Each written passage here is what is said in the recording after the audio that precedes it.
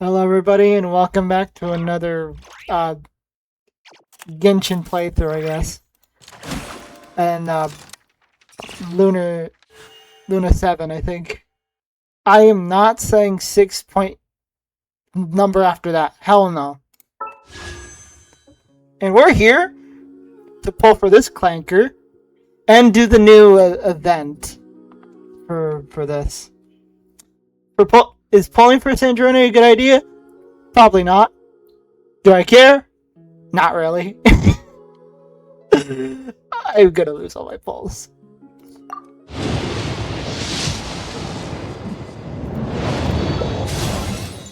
Oh, hello, Fremine. Another one! Oh? Oh? Wait. No. No, it's too good to be true. I knew it! Me, man. Oh, no! It was this mother ducker. Wait, I have to... Maybe there's a chance. Oh, hello. I already have you maxed out, though.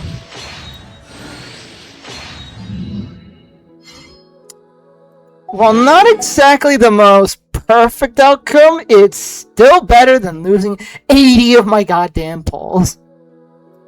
Another one!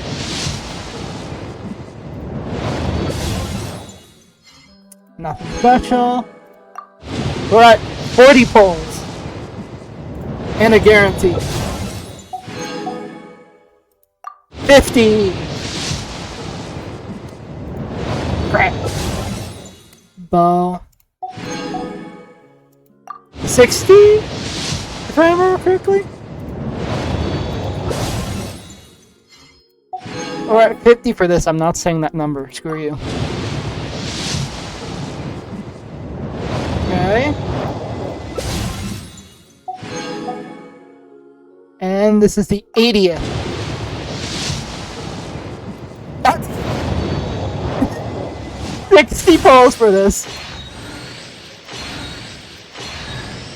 Oh, hello, Diona. I don't know. I hate self-introductions. If you're supposed to know me, you'll get to know me naturally. And if you're not, why waste the time and energy?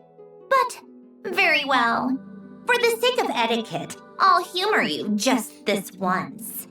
Behold, before you stands Marionette, 7th of the VIII Harbingers. Nice introduction. Unfortunately, I don't care.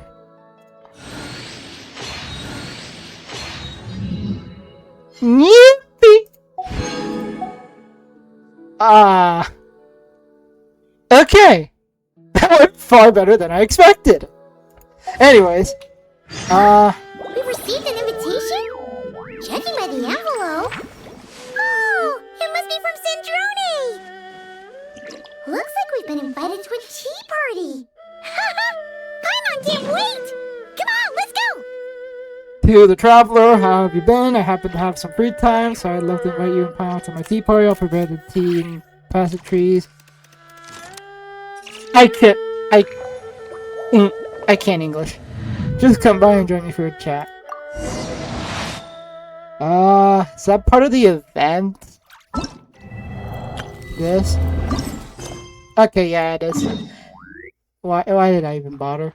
Why did I even bother?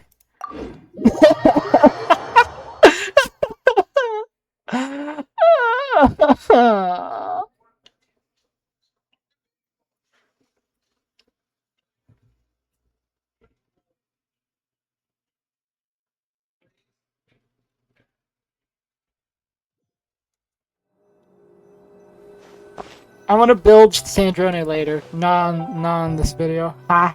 Screw you. Oh wait. Hello, you two. I remember that NPC, but I can't remember his name. See? Told you they'd be here. Xavier! Oh, and Oh, Xavier. Marina too! Yeah, and then the other two. Ah, Hydro Archon above. if it isn't my darling camera operator and clapper loader. A very happy Fontanalia festival to you as well. Wait, wasn't this a thing before? I'm forgetting. I'm guessing you came back to celebrate with us? Okay, yeah, I think it did happen. Yep. And how about two? Even though the last festival had some unexpected hiccups, making the film was still super fun. Oh yeah, was it the Two Musketeers thing? Probably. Since you're all here together like this, you must be planning on entering the competition, right? Of course! A celebration of the entertainment industry. No one who's anyone would choose to sit this one out. It only happens once a year, after all. Fontaine Fashion Week might be more my speed, but the film festival brings in a lot of orders and boosts brand recognition, so I wasn't going to miss out either. A few new awards have been added this year, too. Best Director, Best Costume Design, and Best Camera Operation. Ooh, sounds like we've got work to do. Come on, tell us! What's Musketeer Pictures film gonna be about? We don't even know if it's the Musketeers again. Oh, about that. What's wrong, Xavier? What's with that look? Oh, man. You weren't scammed by some shady investor again, were you? No. Even I'm not naive enough to fall for something like that again. Besides, thanks to the fine people here, Musketeer Pictures has more than enough funds to shoot without investors. And yet problems persist. Right? What do you mean? Well, we were planning to replicate our past success and shoot a film based on a popular novel. Didn't go so well? But as we were holding auditions for the female lead earlier today, a striking young mademoiselle wandered in by accident. Sandra Her and I. disposition was simply ethereal. The look in her eyes somewhat melancholic. Oh, I wish you could have been there. The awe I felt can scarcely be put to words. Sounds like she made quite the impression. You had to be there, friend. No matter where she stood, it was as if her surroundings, even the air itself, turned into the perfect shot. Guess you found your lead actress then? No. Highly doubt it'd be that simple. No, quite the opposite. My script is entirely unworthy of her. I'm sure it's not that bad. I fear it is. Nevertheless, I couldn't help but approach the mademoiselle to ask about her background and what brought her to Fontaine. What did she say? Repairs? Sadly, she said her best friend was gone. After returning to her own homeland not too long ago, she decided to visit where her friend was from to remember them better. Oh, wait, was it Columbine instead? Damn, I did not put two and two together. I'm stupid. Oh, no wonder she looked sad. Yes, but that's when it struck me. Why not cast her as the lead in a film centered around her search for this old friend? Uh-oh. Huh? You're gonna rewrite the whole script? But is there even enough time? Isn't the prep work super complicated? We might not finish. Think about the difficulties we faced with the Two Musketeers. We had to start from scratch back then, too. I'd say we're ahead of the game this time. Guess so, but Don't worry, Paimon. Shiori and I have evaluated the proposal, and we support Xavier's decision. I won't really need to start on the costumes until the cast is finalized, so it's not too much extra work for me. Oh, fair mademoiselles. How can I ever thank you? Finishing the script would be a start. You know, compared to a commercial popcorn flick, I do prefer the idea of shooting a more artistic film. One that leaves a profound and lingering impact in the hearts of the audience. I agree. True trendsetters are the people who dare to go against the grain. wow! Leave it to Director Farina to have a vision. Who would Honestly, have though, guessed? your artistic passion passion of everyone at Musketeer Pictures is inspiring.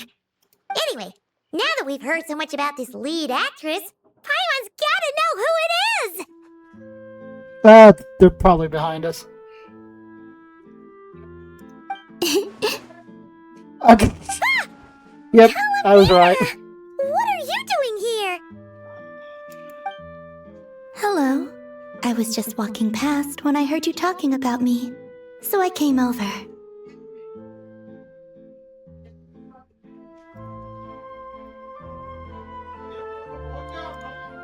What? Oh, I was doing something. Hold on. Huh? You know Miss Columbina? Of course! Wait a second. Does this mean Columbina is the actress who inspired the whole rewrite? Probably. Or not. I don't know. My head's spinning. Yeah. Hmm? Wait, so did you make the trip by yourself, Columbina? Yes. I mentioned how I wanted to visit other nations once things settled down in Nodcry, remember? And Fontaine was your first destination. So I went to the curatorium to ask Never for advice. She told me about the film festival in Fontaine and said it might be fun to visit. I spoke to Lauma before I left too, and she thought it was a great idea to get out for a bit. It's just, I received quite different travel advice from the two of them. Uh-oh. Oh? How so? Well, Lauma told me to go out and experience new things and make new friends. What a wonderful suggestion. That's how a trip should be. And I'm scared what Nefer said. What about Nefer? She said, don't trust anyone and don't talk to strangers. God damn it. Yep, that sounds like her. I can understand that too. It shows this Nefer cares about you a great deal, Miss Columbina. Yes, so I plan on combining their advice. All I need to do is turn strangers into friends, and then I can talk to them. I have no words for that. Huh. That kinda makes sense. But also Not. Hey, Chiori. Oh, look who's back. Happy Fontanalia Festival, you two. Oh, looks like we have a superstar in our midst. How about an autograph, Big Shot? Ha ha, very funny. No. No! All settled then? Yep, the Duke gave his blessing, and I cleared it with the Udex. There's During Risley in the festival, background. Inmates with good behavior will get a chance to spend some time on the outside. Under the stringent supervision of the Special Patrol, of course. Risley! It's been a while. Happy Fontanalia Festival! Prison warden. Does that mean Veronique and her brother will be at the festival? During a specific window of time, sure. Doesn't hurt to give the inmates something to look forward to. A little sun'll do them some good, I think. This is a friend from your travels, I'm guessing. I thought I heard something along those lines. Right! We should make some introductions, huh? Chevros, Risley, this is Columbina. A friend we met in Nodcry. Welcome to Fontaine, Miss Columbina. I bet the weather's been quite an adjustment. Not really. Yeah.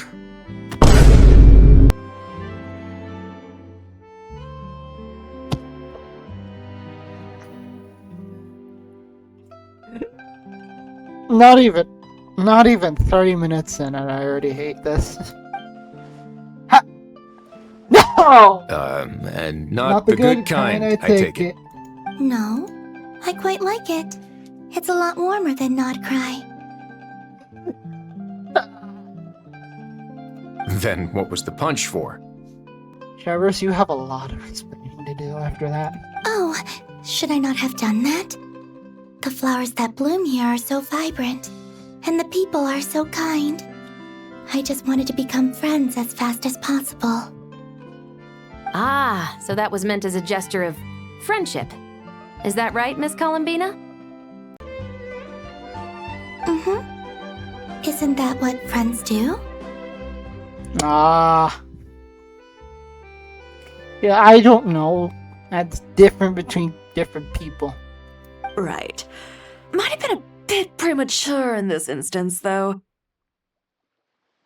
Your friend here is quite the character. Yeah, she doesn't have much experience with people. Good thing we said something. You weren't seriously gonna go around punching every single person in Fontaine, were you? You're gonna either knock them out cold or just get them confused. And then probably aggressive. No, just the ones I wanted to be friends with. So everyone. That's not... what Paimon's trying to say is, maybe keep the punches to a minimum until after you're friends with someone. If you say so. You're quite the character, Miss Columbina. So, are we friends? Of course. Any friend of the Traveler is a friend of mine. Yeah. God damn it. Why? Oof. Oof.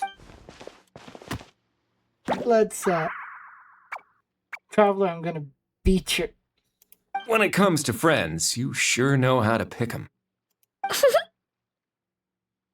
So Miss Columbina is the lead actress I've been hearing so much about. The whole thing about her aura is starting to make more sense. Not exactly good socially. You gonna be part of the film this time too, Shivers? That was the plan. But now that Mr. Xavier has changed the direction, I don't think I'm in quite as many scenes. It's all for the best, though. A different crew asked me to help consult on some of their musket work. Oh, sounds like our trusty musketeer is as popular as ever. No, don't you dare. Don't you dare. I'm just going where I'm needed. I'm more than willing to help with whatever this production needs as well. Okay then. Well, speaking of, would you happen to know if there are scenic locations around the court of Fontaine that other crews haven't booked? The festival's pretty popular this year, so there's not a lot left. You might just have to talk it over with the other productions and see if they'll let you squeeze in here and there. I see. Having trouble finding a filming location? Yes, we made a last-minute decision to go down a different route, so the indoor locations we reserved are no longer a good fit. And it looks like all of the best outdoor spots have been taken. You know, I might know a place. Good views, good atmosphere, and no production team has snatched it up. That sounds perfect! Where is it? Oh no. Oh no. You want me to reveal it just like that? Come on, let it be a surprise. As much as that sounds riveting, I think we should divide and conquer. You go do that, and Director Farina and I will take Miss Columbina around the city to discuss lighting and styling. Is that all right with you, Miss Columbina? Traveler? You can trust them. Yeah! Everyone here is our friend! So don't worry about a thing and just focus on enjoying your trip. Okay. All right, then the Traveler and I will go check out this potential filming location. It might even give me some inspiration for the new script. I'll leave this to the Duke then. Until later, everyone. Maybe we'll run into each other on set. Okay then. Lead the way, Risley! Paimon's not built for suspense. Let's get this show on the road! Who said anything about roads? Oh hell no. Huh? That was a metaphor. I don't think it was a metaphor, but it wasn't literal. It was figurative. It was figurative, Riley. No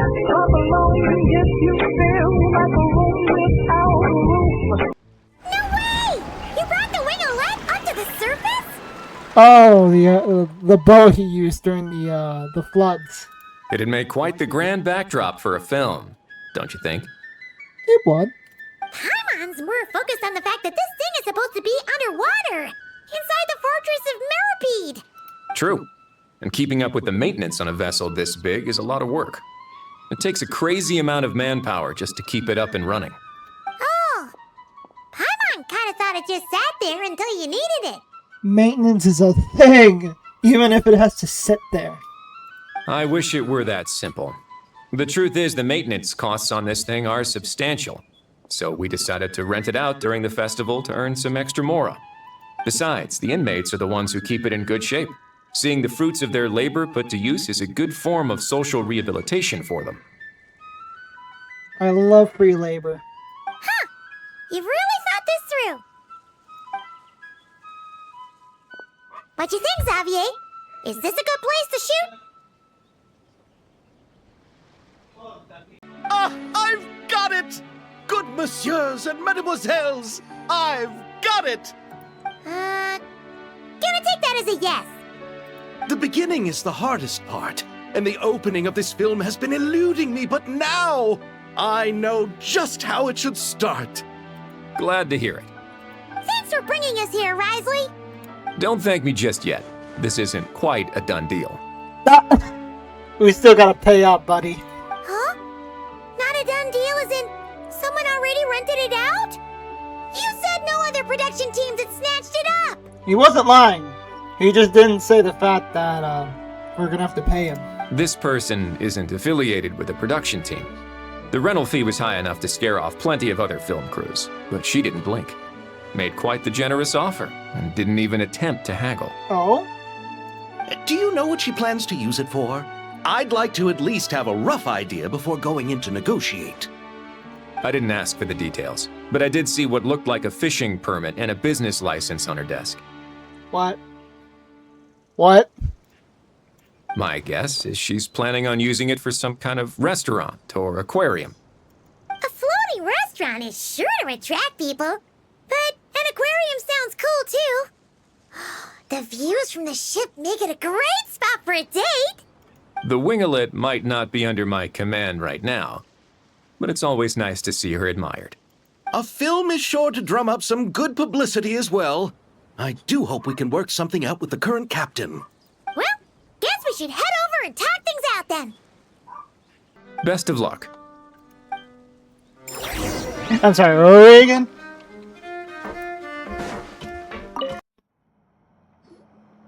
Wow! The winglet seems even bigger up close. The rooms are so spacious. Wonder who rented it out. Oh no. Hello? Anyone there? Guess not. Perhaps the captain had business to attend to elsewhere. But why rent such a massive boat just to have it sit here without even leaving so much as a note? Let's try again. Anyone there? Hello? Seriously? Right now? Oh! Okay, yeah, I know who it is. Is it Lolly?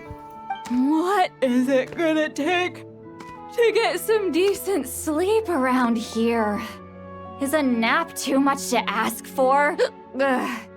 And you're drunk. Lovely.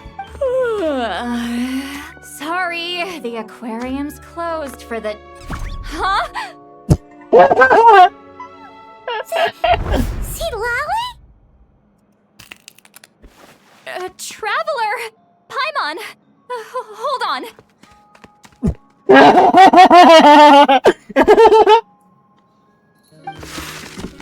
Oh, this is just great. How am I gonna go out dressed like this? Oh, what happened to my regular clothes?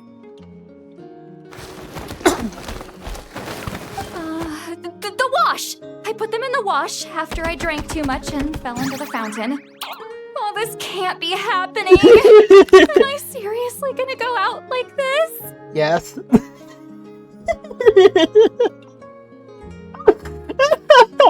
Oh, so that's what that new skin in the shop was supposed to foreshadow. God damn it. Think we might have caught her at a bad time? Oh, you don't think. See Lolly? I don't want to hear it. Hear what? A single word about what I'm wearing. No comments, none. Is that clear? Oh, yep. Crystal. I'm not passing the second one. Screw you. Huh? You think so? God damn it! Wait, I told you not to say anything! The the telepathy is working. There you go. What was... Oh, his thoughts. I heard his thoughts. How could I forget about that? Uh-huh. Oh, this is so embarrassing. I seemed a little too pleased to get that compliment, didn't I? Wait, the mind reading went both ways. Does that mean the traveler's hearing all this too? I did hear that thing. You clearly did. What did we do? Paimon's not following. Don't worry about it. Nothing. It's nothing. Let's just move on. Did you need something? You're not here alone, I see. Yeah, I'm with the Xavier. Hello, I'm Xavier, a film director sorry. and producer from Fontaine. I meant to introduce myself sooner, I just didn't want to, interrupt. Tried to hold back his laughter. God damn. No wonder we ran into each other in Fontaine of all places.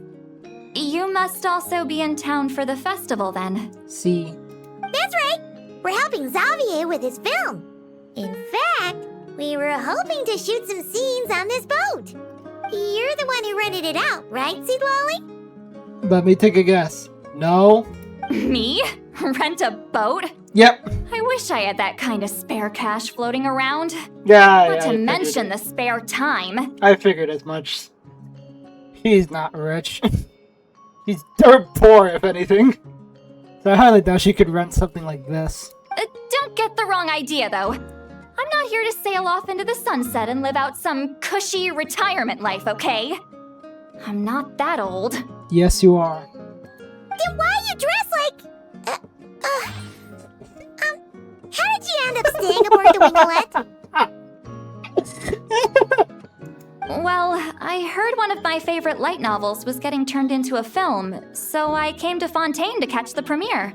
Originally, I booked a room near the Opera Epiclese, but I'm quite particular about where I sleep these days. I think it's an age thing. And that bed? Oh, I just couldn't sleep in it. I tried to find a different hotel, but with the festival, everything was completely booked. Just as I was worried I'd have to sleep under a bridge or something, I happened to spot a help wanted sign on the side of the road. Ah, so you're a worker. Oh, so you're here to take care of the boat? No, I was hired to man the front desk. The pay is a bit low, but food and drinks are covered. And it includes room and board during the festival. Plus, the job is simple. So I thought I'd give it a shot. Wow. They actually thought you'd be a good fit, huh? Well, is there some intention behind that? What? You don't think I'm cut out for it?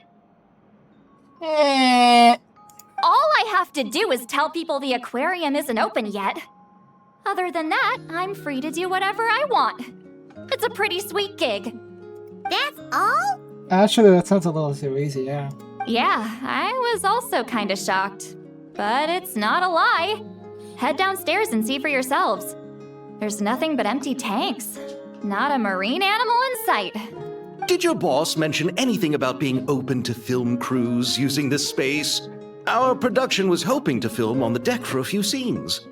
I'm guessing she doesn't even know who her boss is. No. That never came up. You could just ask her. Never mind.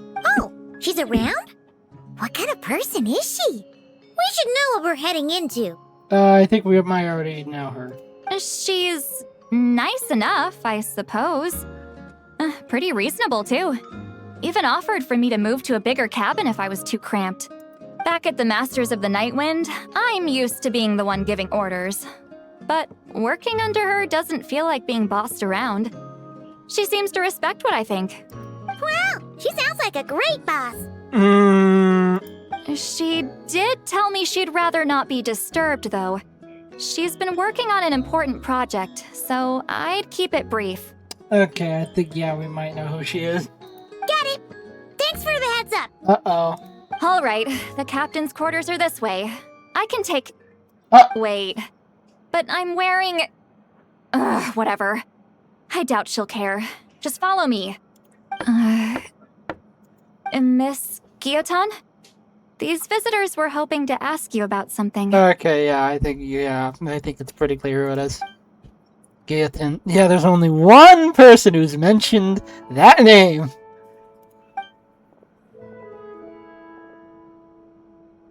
Yep. It's Sandrone. I thought I said to limit the interruptions. You have some guess. Just tell them the aquarium is still...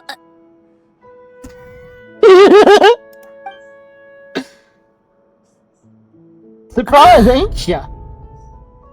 And the gears are turning in the eyes. Yeah, I expected as much. Sandrone? Yeah. You're here! I mean, yeah, she's a robot. She can be repaired. What, you expected her to actually die? I still miss my boy Polonia. Huh? You know each other? It's complicated. Are you okay, Sandrone? Do you still remember us?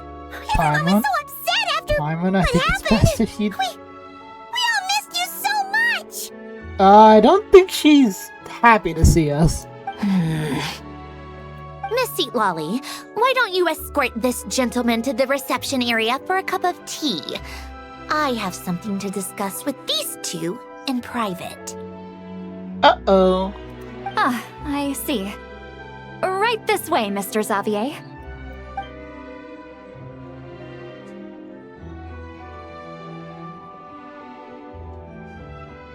Sandrone? Uh-oh. I really can't go anywhere without running into you two, can I? I mean, we called the Traveler for a reason. What did you expect? Are you okay? During the battle, your core... It was... Destroyed by that bastard Dottore. That's right. But as you can see, I'm fine now. No major issues. Or at least, there shouldn't be. Oh, what a relief! Oh, why didn't you tell us sooner? Or come back to see your friends? I think you forgot what her personality is, Paimon. I think that is very much out of the question. Now that I have the chance, I just want to say... And she's gonna say zip it. Hmm? Never mind. Thank you for saving me. Huh? Don't get the wrong idea. I only saved you so we could complete that formula and defeat Dottore Prideful. once and for all. Even if he did crawl back from the grave to make us all miserable again. That doesn't matter.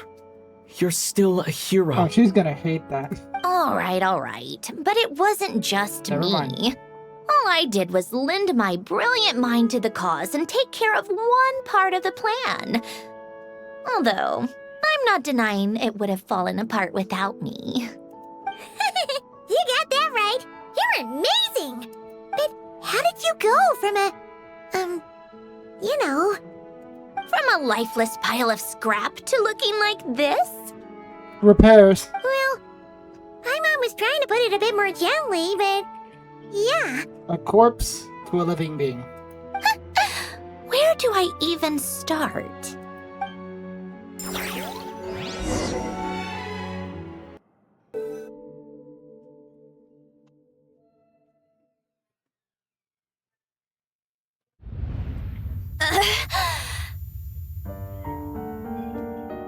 Alive and well.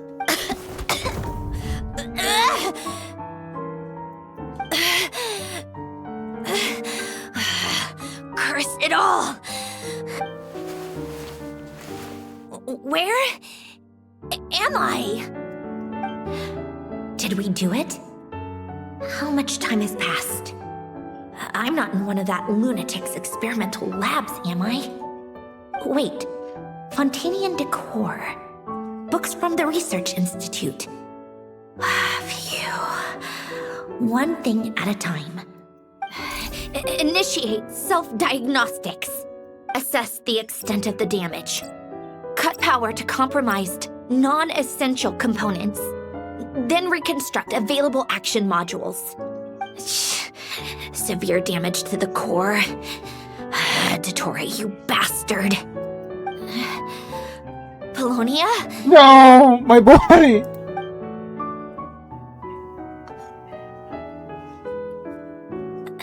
Polonia, wake up! Activate! Unresponsive. You're in even worse shape than me. Internal gears and energy circuits are barely intact. Extreme damage to the core, just like me. Rebooting is off the table. Even if I could repair the damage, I don't know if... You used up all your critical energy in those final moments, didn't you? To protect the core of that guy in the hat, and the numerological array. Wait, the array. Yes! The prototype is still here. But can I even run it in this state? Whatever. I have to try. I just need to confirm one thing. Activate the numerological array. Connect the computing core to my body. Just like I thought. It needs too much computing power.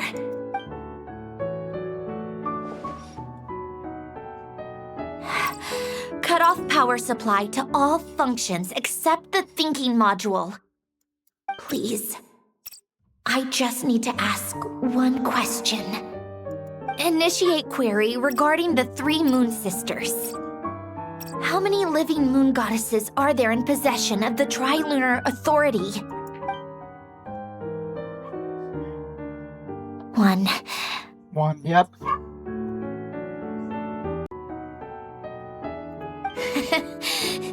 It worked.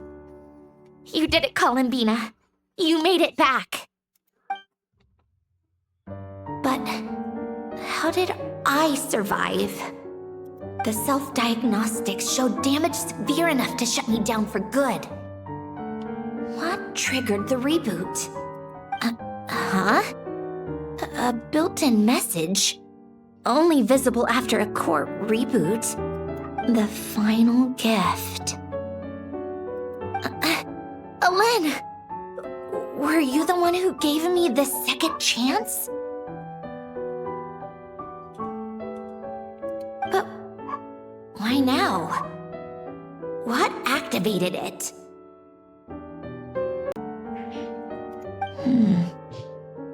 What is that? A vision? Wait, no. It's a stellar linchpin?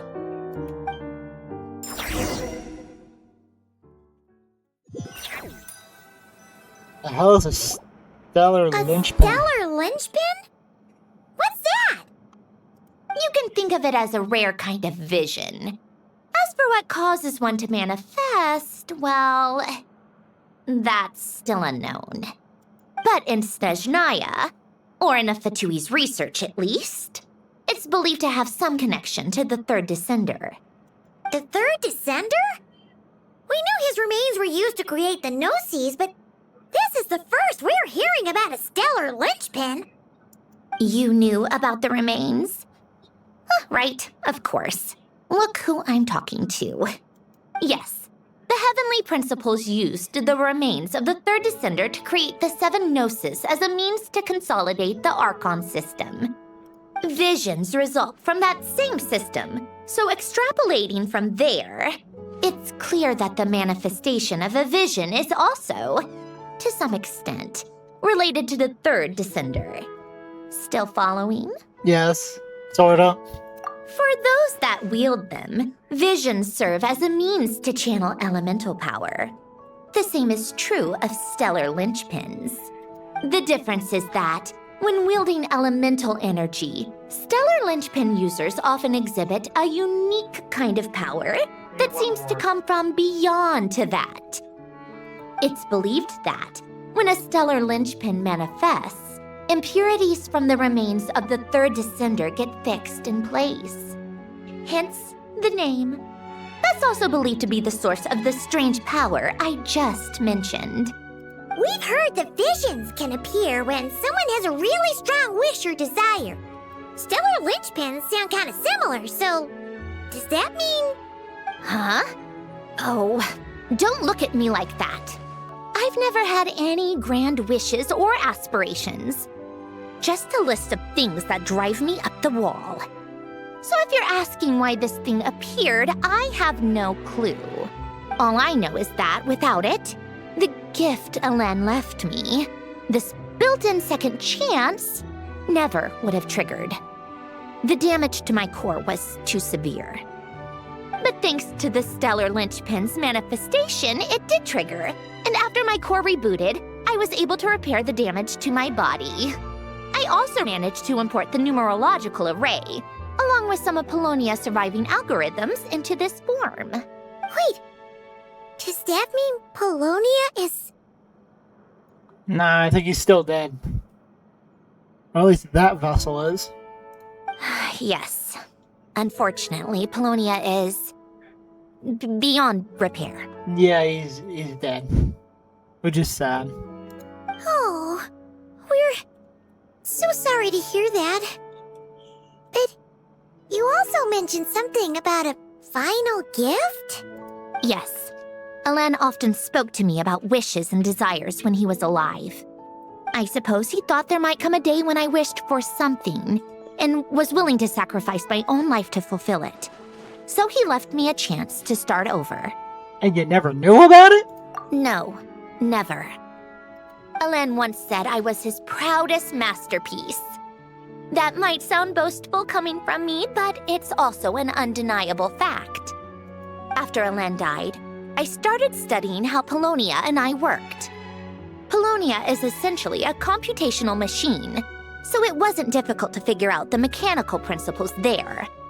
But when it came to my own structure, that's when Alen, the Lord Artificer's true greatness, struck me once again. I attempted to imitate it when I created Catherine, but in the end, she turned out to be nothing more than a superficial replica. What? But his creation's go. Catherine is super impressive. We were shocked when we first found out she was a puppet. No, she's nothing compared to what Alen was able to create. Some of the mechanical principles of my own core are still a complete mystery to me. Keeping that gift hidden wasn't even a challenge for him. Just a shame I had to waste it on fighting Dottore. I just couldn't stand the thought of him coming out on top. You gave the world a second chance. If you put it that way, the world owes me a whole lot then, doesn't it? Wait, but all this still doesn't explain what you're doing here. I drifted into backstories. Risley said you rented the ship and even had some kind of fishing permit? That's the thing you focus on? That's because I'm trying to go back to the place Alen and I lived when he was alive. My former home, I suppose you could say. The second chance wasn't the only part of the gift. According to the message, Alen left me a few other things that are stored in the house we shared together. I'm hoping that whatever he left me can help fix certain anomalies in my rebooted core. And help me understand why I received a stellar linchpin in the first place. Okay, so go back then. What does that have to do with fishing? And to think I'm talking to the saviors of Fontaine. Did you forget that the water levels have been rising for centuries? I can't just go back to the place I used to live because now it's underwater. Oh, right. With the rising water levels and changes in terrain, it's not just a matter of finding where it is, but also clearing away any sediment or debris. Is it that big tower? Because if it is, it's not underwater anymore, but... who am I kidding? But Fontaine law prohibits unauthorized individuals and organizations from excavating underwater ruins. A Melazine caught me the minute I even made an attempt. Damn, they're fast. Why not apply for authorization then? And face the endless slog of Fontainian bureaucracy. No thanks. Besides, I'm a Fatui harbinger. The diplomatic implications alone would be enough to give the gestionnaires at the Palais Mermonia a headache. A fishing permit, on the other hand, isn't difficult to obtain at all. Minimal paperwork required, and under the name Guillotin, the application was a cinch. So you're exploiting a legal loophole? Yeah, that's what most people tend to do when they figure it out. Am I? That underwater home belongs to me. If I happen to chance upon it while doing some fishing, what's the issue with that? Of course, I do have to catch some fish to put in the aquarium, just in case the gestionnaires come to check up on things. That's also the reason I hired someone to man the front desk. And it was Lolly of all people. Huh? But isn't that kind of a waste? He went to all the trouble of getting a business license and rented out this giant ship. Just for show? Yeah. If you want to run an aquarium that bad, be my guest. Use the facilities however you want. I'm certainly not going to stop you. All I want is to go back home and see what other gifts Alain wanted me to inherit. Hold on. Enough about me. What are you two even doing here?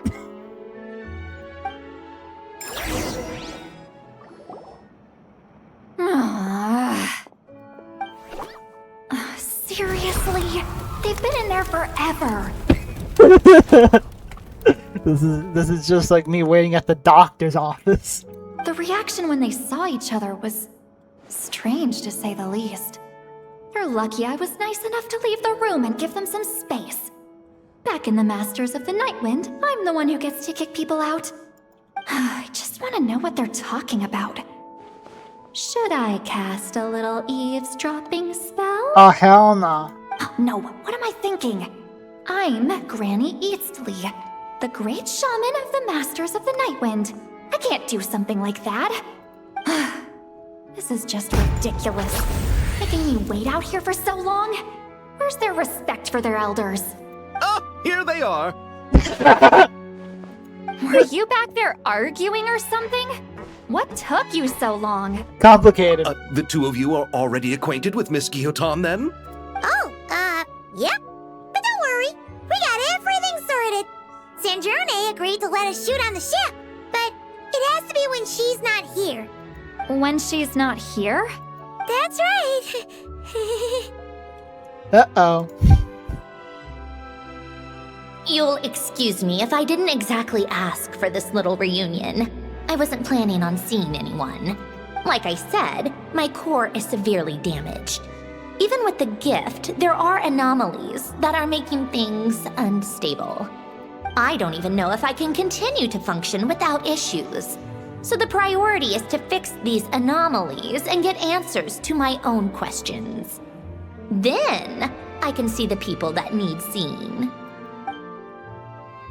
Anyway, just let Sandrone know when you plan to film Xavier, and she'll, steer clear. I do hope I'm not causing Miss Guillotin too much trouble. No! She just wants to keep a low profile for her own, complicated reasons. She doesn't want anyone else to know she's here. Understood. I'll be sure to keep that in mind. Oh, and see Lale? Huh? She wants to talk to you. You mean Miss Guillotin? What does she want? Oh, please don't let it be about the pajamas. What? The seventh of the VIII Harbingers? Why are you telling me all this? I asked the traveler about you, and I've decided it's best to be open in this instance. A lot of trust. I can understand if you would rather not work for a harbinger. Regardless, the room on the ship is yours to keep. You're an acquaintance of the traveler, and I plan to honor that. Wait, she's actually nice? It's not a problem. The captain also worked for the VIII, and he helped Natlan a great deal. We know that there are good people among your ranks. Ah, yes, the goat, Capitano. Besides, I've been around long enough to know what it means to earn one's keep. This isn't Natlan, and I don't expect special treatment. Besides, Sitting at a desk isn't exactly backbreaking work. I appreciate that perspective, great shaman. Seat Lolly. Just call me Seat Lolly. That title makes me sound so... old. Well, Seat Lolly, the Traveler and I are looking for something, so we'll be heading underwater together soon. I'll leave the ship in your care while we're gone. Together? How often? That's what you're worried about? Not too often. We're heading out in a bit, but I'll be available if you need something. You couldn't, go alone? I wanted to, but he was concerned about my physical well-being. So he offered to come with. Guess my mental well-being means nothing then. Huh? Don't worry about it. Should we meet again? Let me in. Let me in! Hey, oh, there you go. All right. Our first stop is the Barrel region. After Alain left the Fontaine Research Institute, he lived in seclusion somewhere around there. Alright, let's go.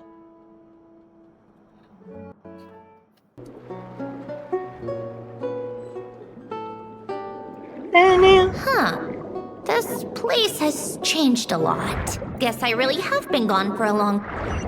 Let's look around and see what we can learn. Oh, and don't forget to catch a few to take back. We need to keep up appearances, remember? Get the fish. Get the fish. Come here. Thank you. A crab.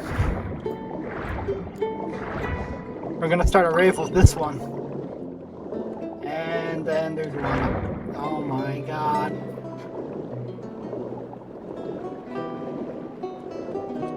Hi.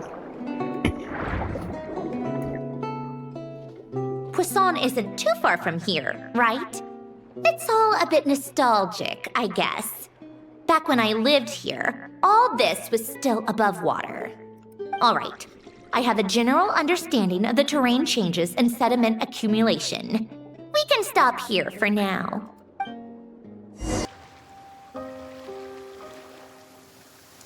That went smoother than expected. I appreciate the help. No problem. You doing okay though, Syndrome? Seeing your home look nothing like you remember, that can't be easy. No.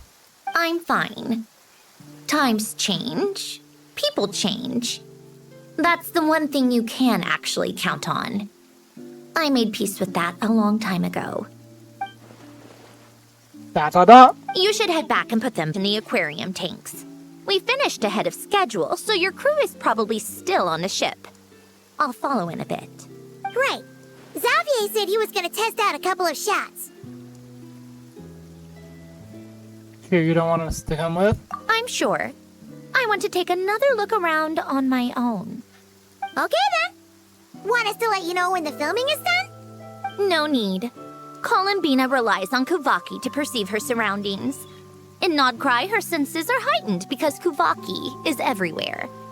But here, as long as she doesn't activate her abilities, her range of perception should be equivalent to an average person's line of sight. I figured that out back in Snezhnaya. That's oddly specific.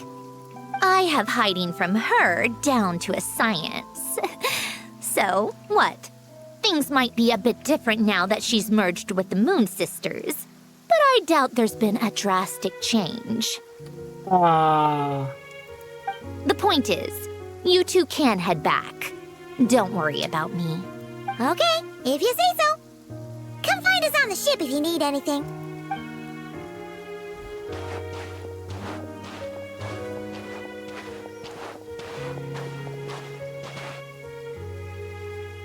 What did you leave for me, Alain? Did you know I would come back? Or did you make it so I would have to?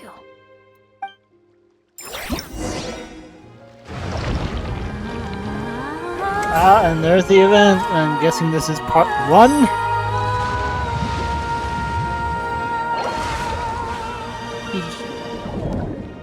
Let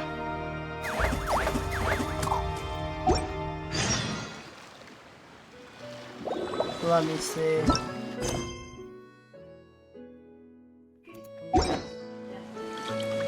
Yeah, this should be the main quest. Although I don't exactly know. If it isn't, I'm not gonna bother. Wait, just to make sure.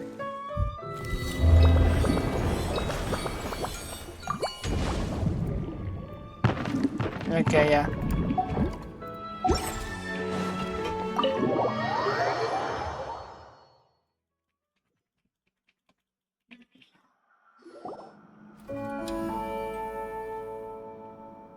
Xavier, we're back! Shh! Quiet on set! They're filming over there. Paimon can't keep her mouth shut for the life of her. Oops, sorry.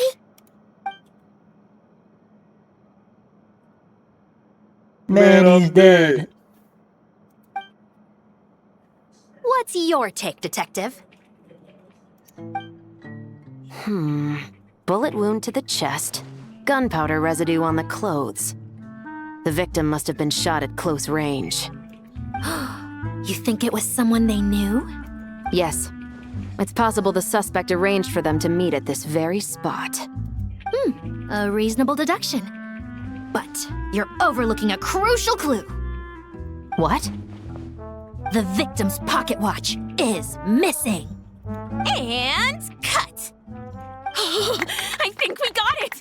Good work, everyone! Damn, that's crazy. Anyways, Charlotte got a freaking hair work on her hair. Jesus Christ. Phew, finally.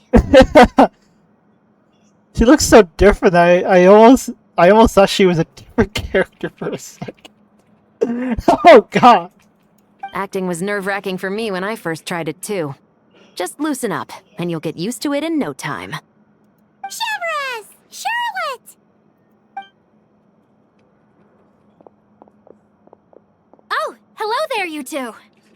You're filming here too?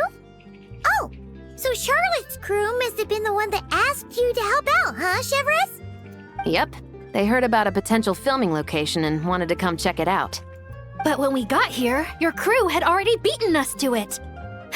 Luckily, Xavier and our director, Lapine Pauline, go way back. In the end, we agreed to just share each other's filming locations. Oh, the king of Begdom. Considering all the last-minute changes, that's just what Musketeer Pictures needed. For sure! Based off the scene just now, you must be the star of the film, Charlotte! That'd be really funny if it was Chevrolet. You Oh, bet! never mind. This detective costume really suits me, don't you think? Oh, for sure. You're already right at home lurking in the shadows taking pictures of this and that. Add a notepad and you're practically method. Thanks, Miss Chiori. I appreciate the compliment. That didn't sound much like a compliment to Paimon. So this is a film set? It looks like a very happy place. You don't even have your eyes open.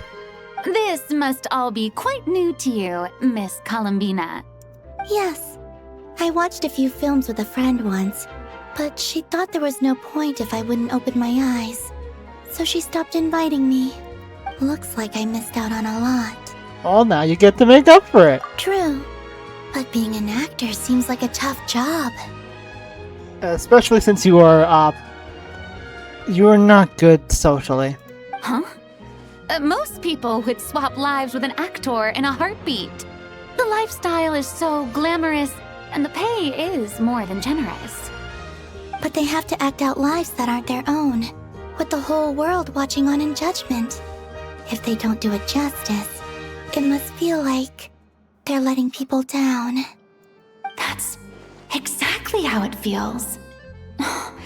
This young lady has quite the unique perspective. Well, that's true. But these actors are here because they want to be and they think it's fun.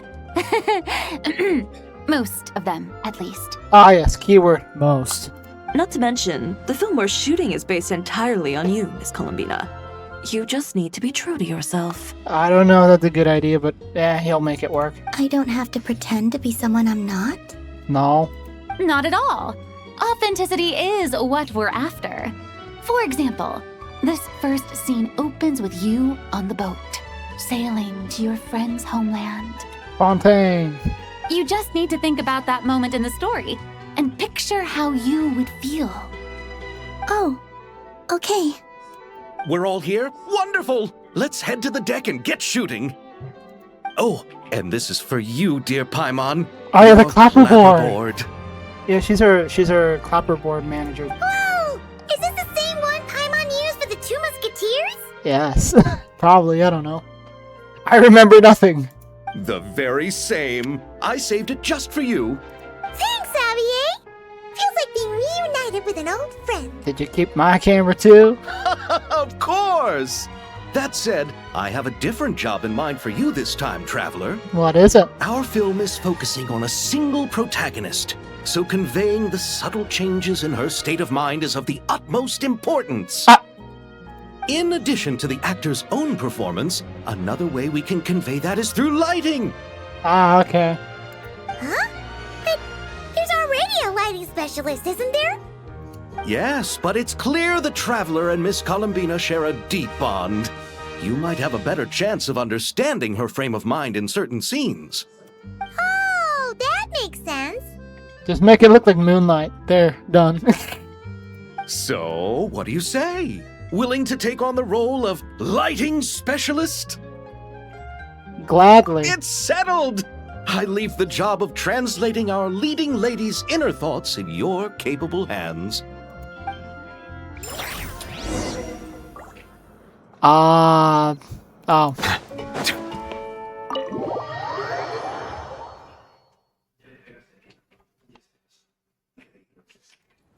Ain't that lovely? Ah! All right, without any further ado, it's time for production on our film, A Homecoming, to officially begin! Turning it over to you once again, Director Farina. All right. Positions, everyone. Camera operator, clapper loader, get set up. Let me know when lighting is good to go. You did the opposites.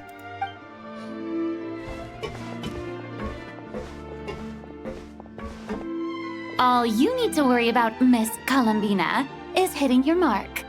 Other than that, just focus on immersing yourself in the emotions of the moment. I'm scared. Okay. Good. Lighting, are we ready? Alright. Place light.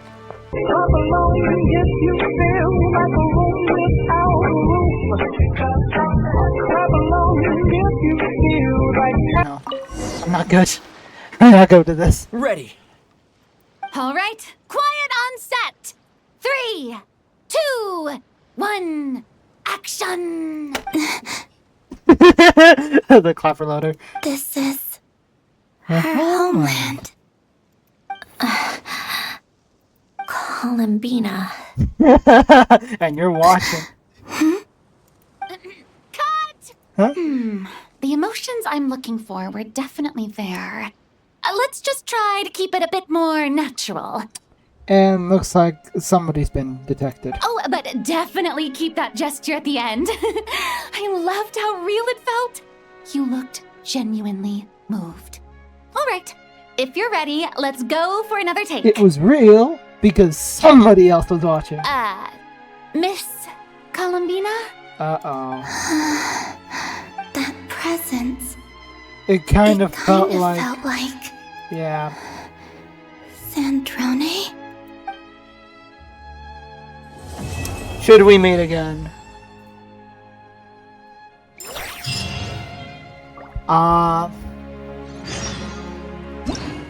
Okay then.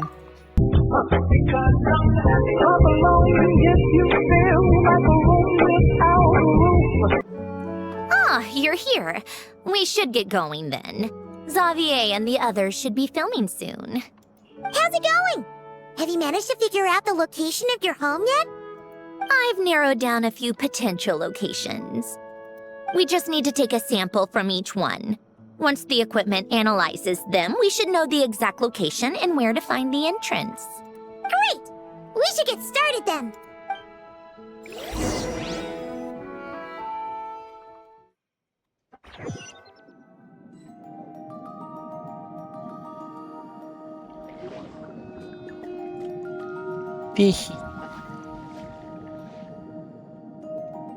All right, let's get a move on. That should do it. Let's head back. The filming should be just about done. We made good time. We might even know the location by the end of the day. You sound pretty happy about that. Do I? I suppose I've just had enough of these anomalies I've been dealing with. The sooner I can fix them, the better. Anyway, enough chit-chat. We have work to do. Oh, but let's head in through the side door. I don't want to run into the crew on the deck.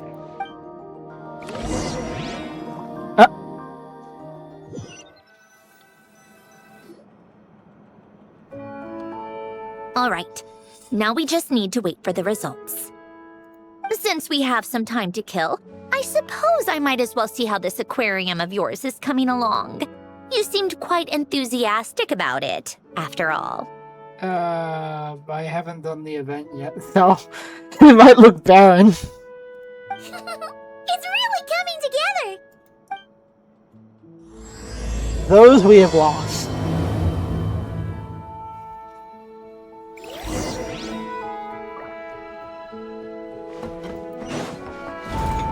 I'm scared to look to see what the aquarium looks like, because I haven't done anything for it. Yeah, there's like barely anything. Oh, kind of impressive, actually. There's nothing there. These must be the ones we caught the first time we went underwater. Like it? It's fine, I guess. Nothing special. Come on! It sounded like you really liked it just now. You're that proud of it? Is this a sense of accomplishment or something? I don't know. Well, yeah. And it's pretty. You know it's gonna be gone soon, though, right? Yeah. What do you mean? After the festival, this ship will be returned to the fortress of Meropide, and this aquarium will be no more. So? So, no matter how much work you put into this place, once the festival is over, it's all just going to disappear. But not making the most of it when we have the chance is an even bigger waste. But if you know it's all going to be gone one day, why even bother? What are you, ALF 1? Well, because... Because you still get to keep the things you gain along the way. And those are things that can never be replaced. Doesn't that make losing them even harder? Well, if you put it like that. But the happy memories we make along the way last forever. You just have to take a more glass-half-full perspective.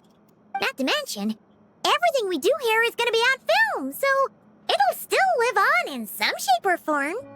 And when you look back on it, only happy memories will come to mind? Bad ones as well. Exactly! So it's about finding joy in the process itself.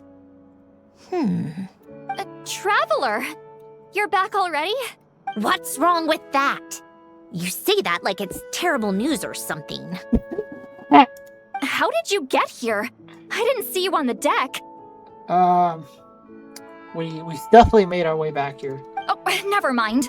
We need to help Miss Guillotin hide ASAP. The crew is heading over here to shoot any second. What? They should be done by now. There was a mishap earlier that cost them some time. I was waiting on deck so I could warn you the minute you showed up. Anyway, you should head back to the captain's cabin right away. They're gonna be here any minute now. Uh-oh.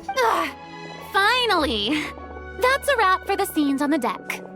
Wouldn't have taken half as long if the wind hadn't snapped our equipment in two. The wind's really strong with this one. Uh-oh! Too late! Uh-oh. Change of plans then. You'll just have to hide. Hide? And where exactly am I supposed to do that? Oh, there's a box over there! You can get in that! Huh? You expect me to? Yes. Do I need my makeup done for the next scene too? Yes. For the love of... Get in the Let damn me box. see. Maybe just a quick touch-up. Huh? Traveler and Paimon?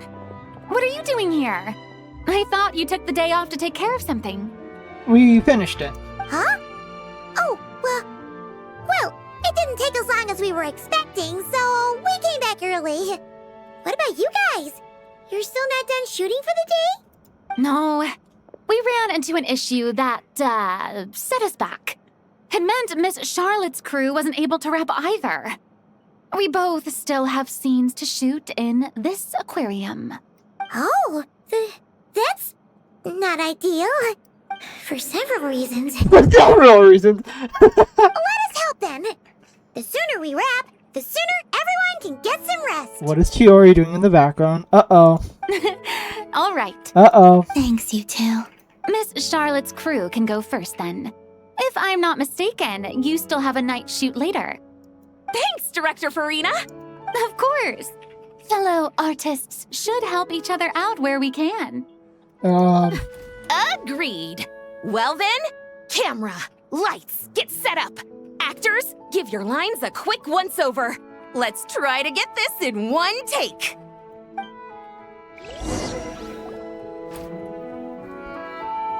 All right, places, everyone! And 3, 2, 1, action! So, the story ends like this. But when Duke St. Germanus departed, he clearly said that everything was beyond redemption. Huh? That sounds familiar. Wait, it's from that novel I came across while researching the numerological array. Don't you say anything. He's only a genius when it comes to mechanics, and everything else, he's just an ordinary person. Oh, no. Huh? What was that noise? Whatever, I'll just fix it in post. Hey, can't even keep her mouth shut. Mr. Koba, please don't speak as if I were the accomplice. Not so hard. This box isn't sturdy enough for that. This is why I keep saying, don't put too much trust in Clockwork Mecha. Unlike humans, machines don't have a heart. Clank. A heart? That's right. It's what's on the inside. It's also referred to as someone's soul, or likened to free will. You can think of it as a person's core, what makes them unique. In general, though, people don't believe machines are capable of having a soul. You said my emotion module was faultless. It is, but that's not quite the same thing. Do you think I have one then? A heart? I don't think so. I know so. The question is, do you recognize it within yourself? That's where you're wrong. Oh, what the? Huh? What? I can't believe this. Forcing me to hide in a box and listen to this drivel. Me. In the end, clocks tick through tranquil years. Fish swim I in need to listen crystalline to this. springs. Now, that sounds like torture. No matter how grand a dream is, it will fade away like this. Forlorn, wordless, silent. And cut.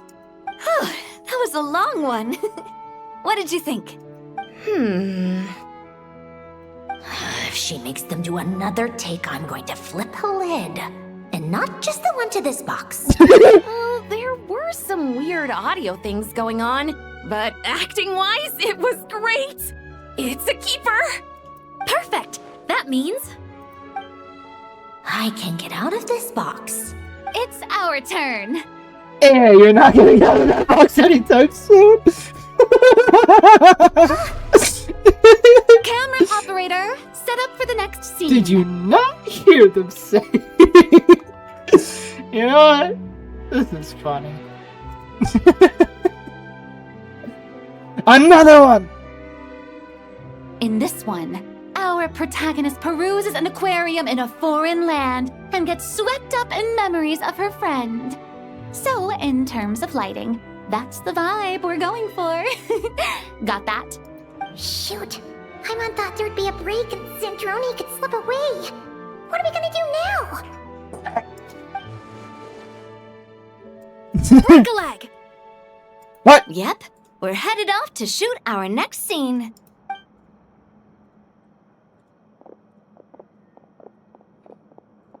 All right, quiet on set. We're about to start rolling. Ready, Miss Columbina? Oh no. No. Miss Columbina? I think she would like this. Oh! Quick, we should roll on this. It doesn't forage with the others, or prey upon its smaller kin. Instead, it remains where it is, cradled in the coral's quiet beauty, as though the raging cyclones above are of no consequence. And yet, she still stood before the cyclone in the end. So I think that story has it wrong. She is no different than us. She has a heart. Columbina. You should probably keep your mouth shut. Uh-oh.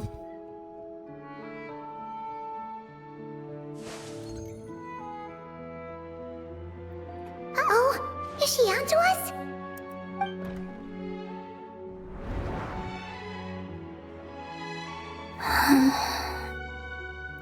What is she doing? What is she doing?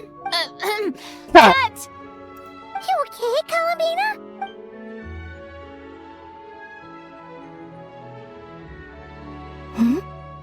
Oh, yes. I just thought... You had us in the first half. Why don't we take a short break? It's been a long day of shooting so far. That last take was beautifully organic, though. We can use it as is. No need to go again. Thanks, Director Farina. But I'm fine to continue. No. You're sure? In that case, let's shoot some quick B-roll. Then we can move to our next outdoor scene. God damn it. Still hidden in the box.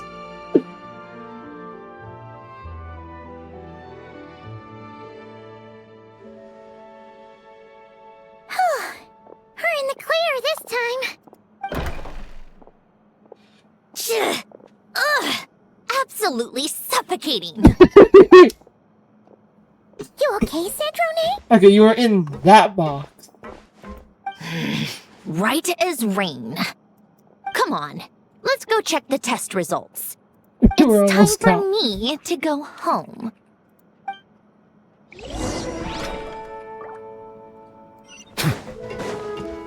Go to the hidden dwelling.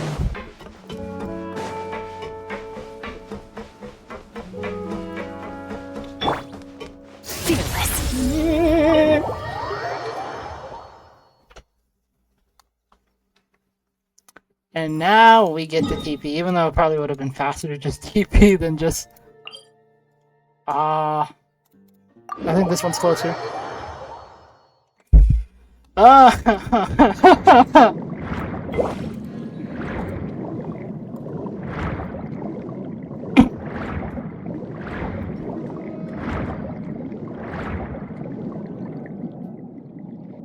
All right, it should be around here. Give me some space. I'll activate the water insulating mechanism.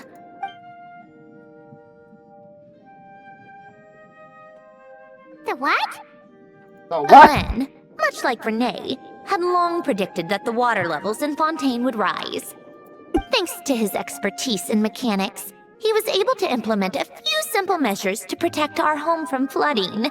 I told him there was no need, that I would just move when the water rose too high.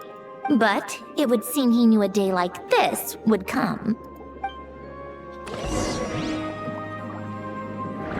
And in we go. All right, the silt has been cleared away. Go activate the mechanism for the first sluice gate. That will fill the empty middle chamber with water.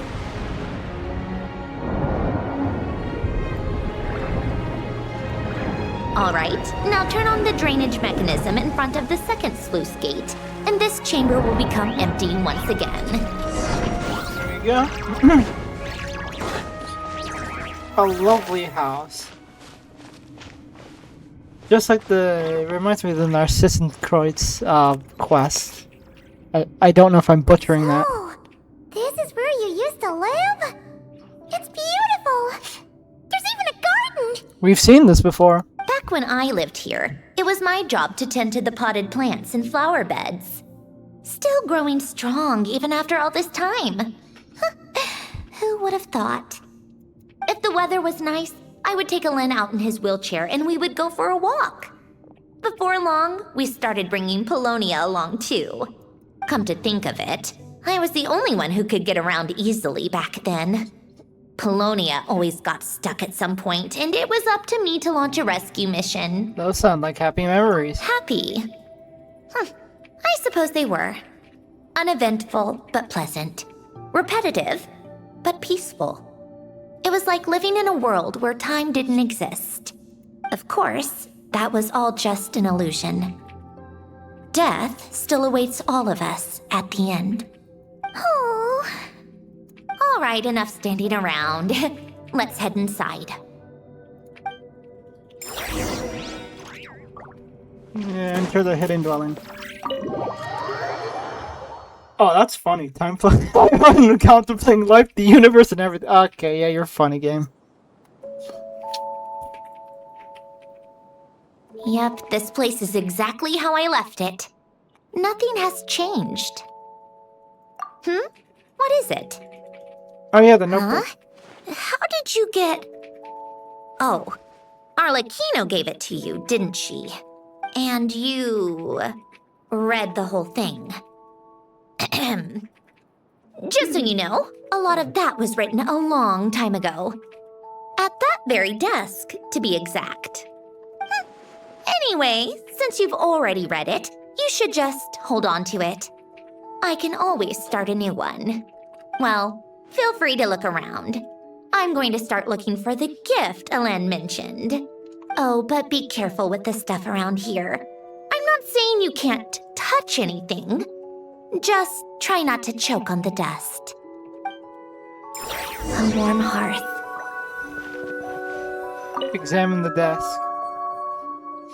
A few old toys that appear to be math-related. There are also some complex mathematical puzzles on the table. Oh, I played with these when I was little. During the first few months after I was created, I mean. At first, Alen and I would play together, but it didn't take long for me to become unbeatable.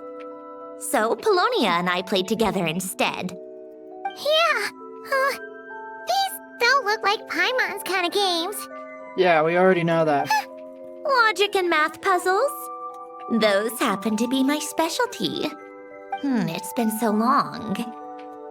What do you say? Should we play a few rounds? So you picked the game?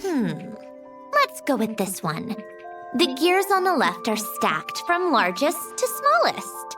The goal is to move them to the other side in the fewest number of moves. Just remember, you can't stack a bigger gear on top of a smaller one. You can move only one gear at a time. Smaller gears must stay on top.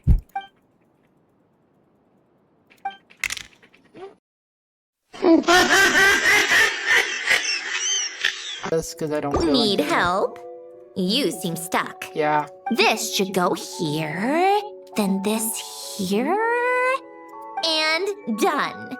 Well, what did you think of the game? Kinda hard? Well, these kinds of puzzles aren't for everyone. I suppose my upbringing wasn't exactly conventional in that sense. Yeah, not exactly something I would consider playing for fun. Maybe more like a challenge? Certainly not for fun, though. Some yellow pieces of paper and what look like letters. Oh, these are some of Alen's drafts from his later years. Just casual doodles, really. And these are just some unimportant letters. I couldn't be bothered to sort through them before I left.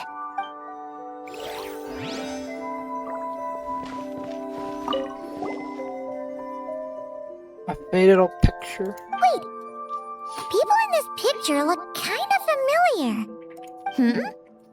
Oh, this was taken when Alen and Renee were both still at the Fontaine Research Institute. Before their falling out. In his later years, Alen would often sit by the fireplace and stare at this picture, wearing an expression somewhere between guilt and longing. His sister, I'm guessing. He said he sometimes regretted not helping his friend when he needed it most. Even if just to stop him. Okay, then. Never mind. I guess I was wrong. And then final one.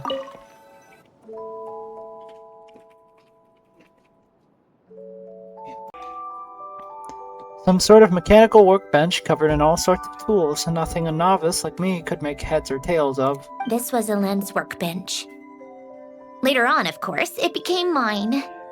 It's where both Polonia and I were brought to life. Before Elend was bedbound, this is where he would teach me about mechanics. I would sit and listen, chiming in with questions here and there. Later on, when he got too sick, I took over and would work on Polonia here. Wow! This house is filled with so many memories! It's so cozy and charming! You should have seen it at its prime, when people actually lived here. A lit fireplace, a steaming cup of coffee. That's the real deal. You know, we also used to have a mechanical piano that Elend built. Oh, how chic! Elend never played it much. He probably wasn't able to at that point. But I managed to teach myself. Music theory is essentially math after all. Once you learn the patterns, it's not really that difficult. I loved perusing Elend's collection of classical music. The chords and harmonies felt like individual mathematical puzzles. It was fascinating, so I did some composing as well. But as Elend continued to deteriorate, even the sound of music began to grate on his nerves. So I got rid of the piano. Aww.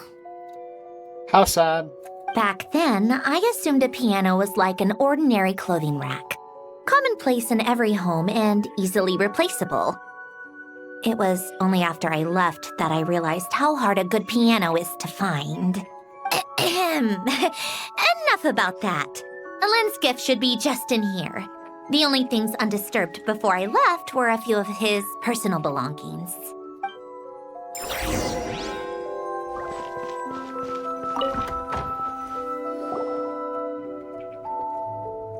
Wait. There's a hidden compartment at the back of this box. Looks like it's locked with some kind of gear mechanism. Knowing you, Elend, I'm guessing it goes like this, then like this. Got it. Am I a genius or what? Let's see here. A box? Well, you gonna open it?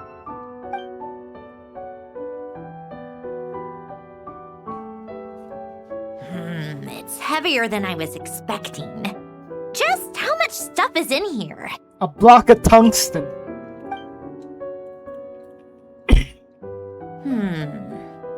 A letter? And a bunch of junk underneath it. None of it seems that important. Wait a second. This should be it. A cube? A block of tungsten! It's a multi-dimensional algorithmic core. God damn it. Elend would use it to store information. Only Polonia and I have access. All right, I'll start looking into the core and the letter. Feel free to go through the rest of the stuff and see if there's anything useful.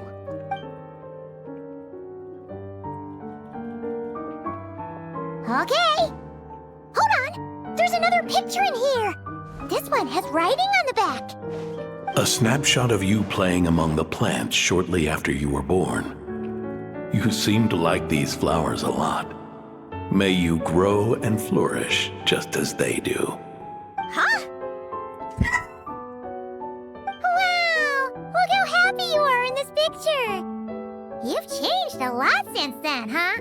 It's like finding someone's baby photos. I don't think you were meant to see that, Paimon. What's that supposed to mean? Just that you come off kind of aggressive sometimes. Or, you know, annoyed at everyone around you. Well then, people should stop being so annoying. It's not like I'm the one with the problem. Of course not. Oh, here's something else. Looks like a piece of paper torn out from somewhere. Today, I solved another math puzzle and made a breakthrough on a construction problem the Institute has been stuck on for years. Am I a genius or what? God damn it. No, wait, that's From now on, I should have people address me as Her Highness the Clockwork Princess, unraveler of all reason. You probably should have looked through that, through all that quote-unquote junk before you decide to let us go ravage through it. no, nope, no more of that. I thought I tore this page out. You wrote this? Then how did it get... Wait, there's more writing at the bottom. You seem to have developed a distaste for this particular entry, considering I found it in the trash. I'm sorry, but I could not help but hold on to it. Forgive me. Lynn!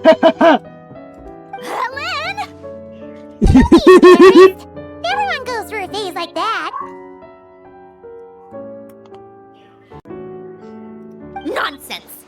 I wasn't even the one who wrote that. It must have been Polonia. It's okay, we get it. Your Highness. That's enough. I told you it was Polonia. You know what? We're done with this. No more rifling around in the box. Just put it down and let me read the letter. To my little clockwork princess. Guess it's for Polonia. Not another word. Got that? If you're reading this. Oh? You've most likely received the gift I left for you. I just hope you didn't stumble across all this while cleaning out my effects or something trivial like that. I once asked if there was something you wished for. Do you remember that? I wonder if time has changed your answer. Regardless, I have another gift. A formula that will allow you to come face to face with the anomaly inside of you. If you even still call her that. Why this gift? To understand that, allow me to wax poetic on the soul once again. I would ask you to stick with me until the end, but I know you will. You always have. I believe a person should be born twice over in their lifetime. First, there's the birth that grants us life. Then, the birth of the soul. Peeking from the doorway. It's a matter of transforming the life bestowed upon us into the life we choose for ourselves. And to do that, we must look inward. We must make a conscious choice to define the meaning of our life instead of allowing the happenstance of our existence to pass us by. This is the process of recognizing the soul that lives within us. You are my proudest masterpiece. I told you that long ago. But to me, you have never been a creation or a machine. To me, you're just like the rest of us. You have a heart. In fact, some theories think of the human brain as nothing more than a machine, and thought the product of its computations. So you see, perhaps we're not so different after all. Your inner machinery is just far more advanced than most. No matter how one looks at it, the heart is a complex thing. A place where logic and reason collide with our emotions. Your computational capacity allowed you to become sentient and develop logical reasoning. But it also granted you something that, on the surface, might seem contradictory. Emotion. Emotions and logic often clash with each other, and those instances of discord can accumulate over time. That is the source of what you refer to as the anomalies within you. As you told me once, you've always known what you don't want. Yet you've never wished for anything in particular. Similar to how a blind person can feel when a part of their body is in pain without being able to fully visualize its form. Such is your relationship with your soul. So, what I leave you now is this: a formula that will allow you to see the shape of your soul. For if you want to protect your heart, you must first be able to recognize it within yourself. Of course. Whether you use it is entirely up to you. You are, and always have been, free to do as you wish. Regardless, whether by my formula or some other means, I trust you will know your heart one day. You always were a fast learner. And the smartest person I've ever known. Ellen. Oh. You alright? I'm fine. I've already figured out how this formula works. Let's get out of here and then we can use it. You made up your mind already? You're gonna do it? Why wouldn't I? Resolving the anomalies within my core is the reason I came here in the first place. Need our help? No, I can do this on my own. But, do you want to watch? Was that hesitation? What do you mean? I already know what anomaly I need to resolve.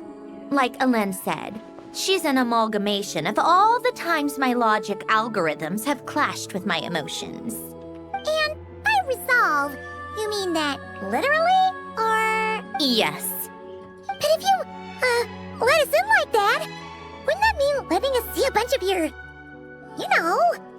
inner thoughts and secrets?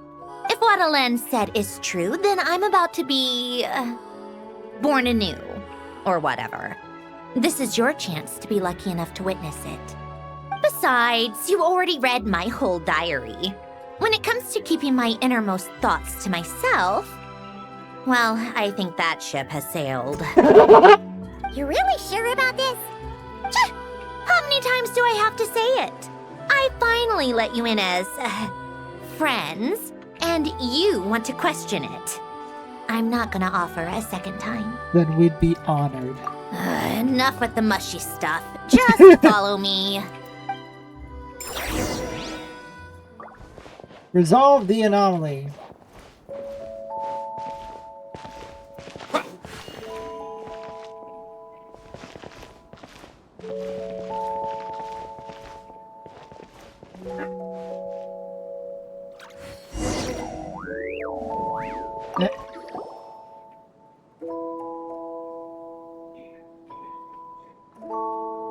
Right. With the numerological array, I can construct a simple formula that will allow you to experience what I see and hear in real time. Oh, just like St. Lolly's scent-sharing technique.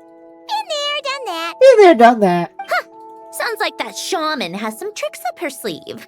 The arcane and the mathematical are both fundamental laws of this world. Being able to achieve a similar result through both isn't surprising.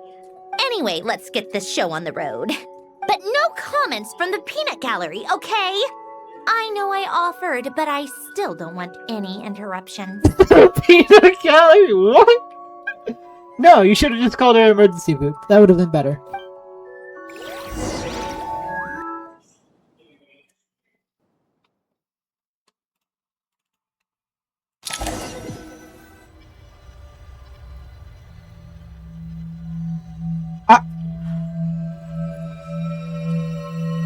Is this my heart?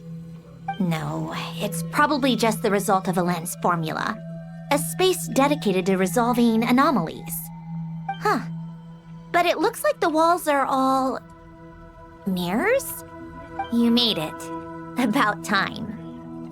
Is that me? From the past? You just spoke of anomalies. Well, here I am. What happens when emotion contradicts reason? Shall we sit down and talk?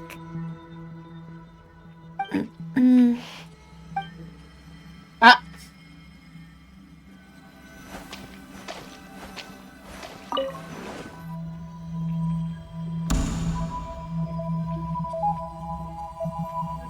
That should do it.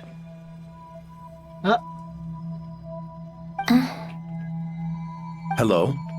My name is Alain Guillotin. Can you hear me? Brings back memories, doesn't it? The time we spent here. Here. I want you to have this. A notebook? You can use it to write things down. I don't need to write things down. I have unlimited memory. Even so, some things are more important than others, right? You can use it to write about the things that matter. So you wish me to carry out a basic priority sorting operation? I suppose you can think of it like that for now. But journaling is also an act of finding oneself.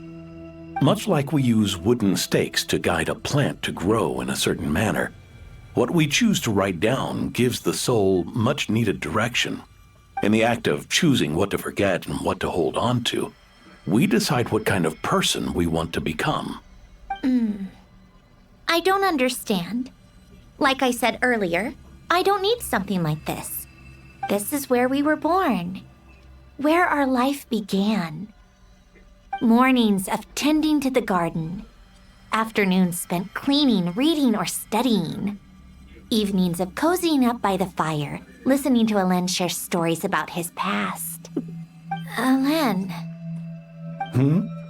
What is it? What are you drinking? Oh, this? It's coffee. It, makes me more productive. I want to try it. Oh, okay. Here. Bitter.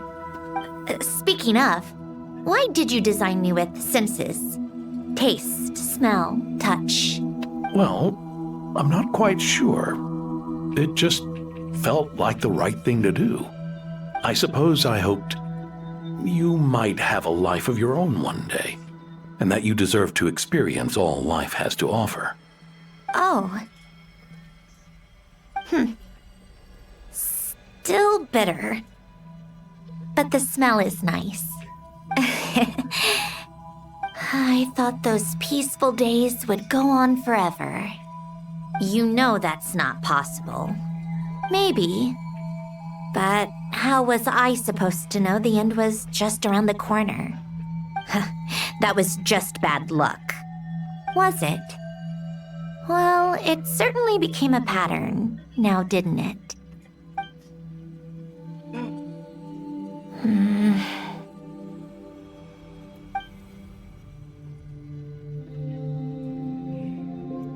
Over time, one of the habits we picked up from Alain was a love of coffee. We even took to hosting tea parties. A machine acting like a human. Kind of laughable, right? I suppose that's just what I'm used to. Yeah, that's just what we're used to. Hey, this place isn't half bad. Great spot for a party. More and more people seem to be showing up to my tea parties uninvited. Anyone care to explain? No. Can you blame me? I saw Columbina leading Capitano somewhere, and I had to see what that was about. Oh yeah, I forgot about that. I had simply asked Columbina where I might find Arlecchino. I have business to discuss with her, and Columbina suggested looking here. Tartaglia and I were unaware that this was a private gathering. Apologies for the intrusion. It won't be for long. Whatever. Just add it to the list of annoying things that have happened today. What's one more? Since you're here, you might as well stay for a cup of tea. See? Told you she wouldn't mind. Much obliged, Sandrone. Well, look who we have here. Good thing I brought extra desserts. This has turned into quite the occasion. Capitano, I was just about to go find you. Pardon the intrusion. Rest assured, I won't sully your gathering with talk of work. We can have our discussion later. Spoken like a true gentleman. A certain unmannered 11th seat could learn a thing or two. You know, you really should start being nicer to me, Rosaline. Or I might just snatch that 8th seat right out from under you. Oh boy. I'd like to see you try. If you're gonna fight, take it outside. The only mess I plan on cleaning up is tea-related. The damselette. I still don't understand how our quiet afternoon turned into such a crowded gathering. One by one, people just kept barging in. And then, one by one, they left without a word. Yeah, pretty annoying, huh?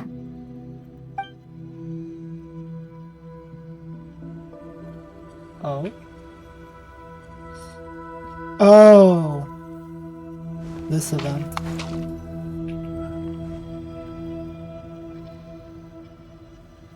Of all my days with the Fatui, the times I spent with you, Arlecchino, and Rosaline, they were my favorite.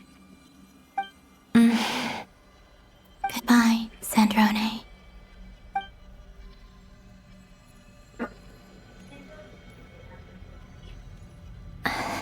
Don't go, Columbina. We should have just said that. Why didn't we? If we had, would the story have had a different ending? No. She couldn't stay. There was no future for her here. She would have just faded away. You're right. I suppose that's why you call me an anomaly. Every time you make a decision, there's a voice inside your heart. My voice, asking to contradict all logic and reason. Why didn't we make her stay? Is it worse to fight for something just to lose it? Or not to have fought at all? Don't you find it unfair? One by one, we keep losing the things we care about the most. But in the end, whether I want to fight for something or cry over all we've lost, you just push it down and pretend not to hear.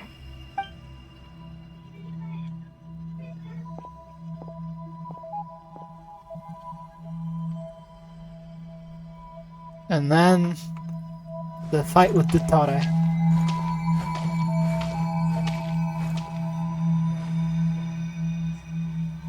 And now, even Polonia, the other half of Elend's legacy, the last remaining member of our family. Even Polonia is no longer with us. I did everything I could. But it's just like Elend always said. Polonia was one of a kind. There was no replicating what he managed to create. Don't you feel like our connection to the past is fading bit by bit? Like, even the things we have left are slowly slipping away. I suppose. But you can't move through life without having to say goodbye. And even as we experience loss, there are always new things to be gained. Ever so logical. What's your take, then? It feels like the more I care about something, the faster the world takes it away. It sounds so stupid, but I can't help it.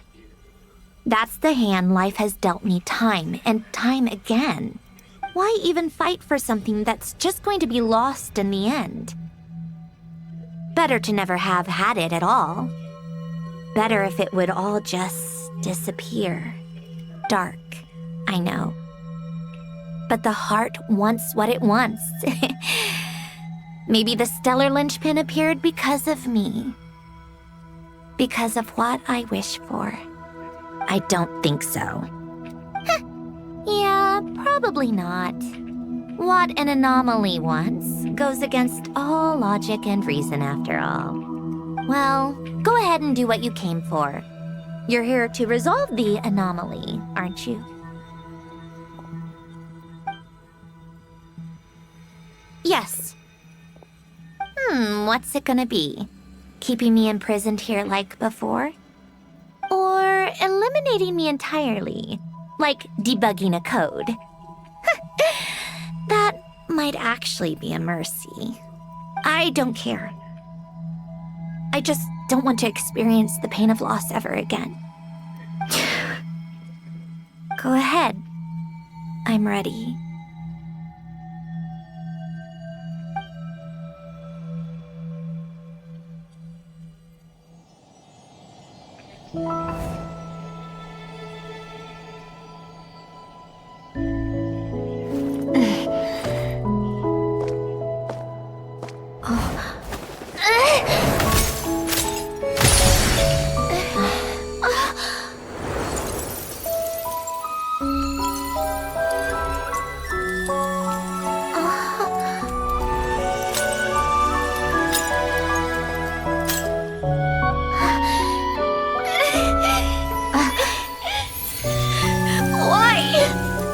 Why do we keep losing everything we care about? I know it hurts, but that's life. I wish... I know. I've always known. Because we've been one all along.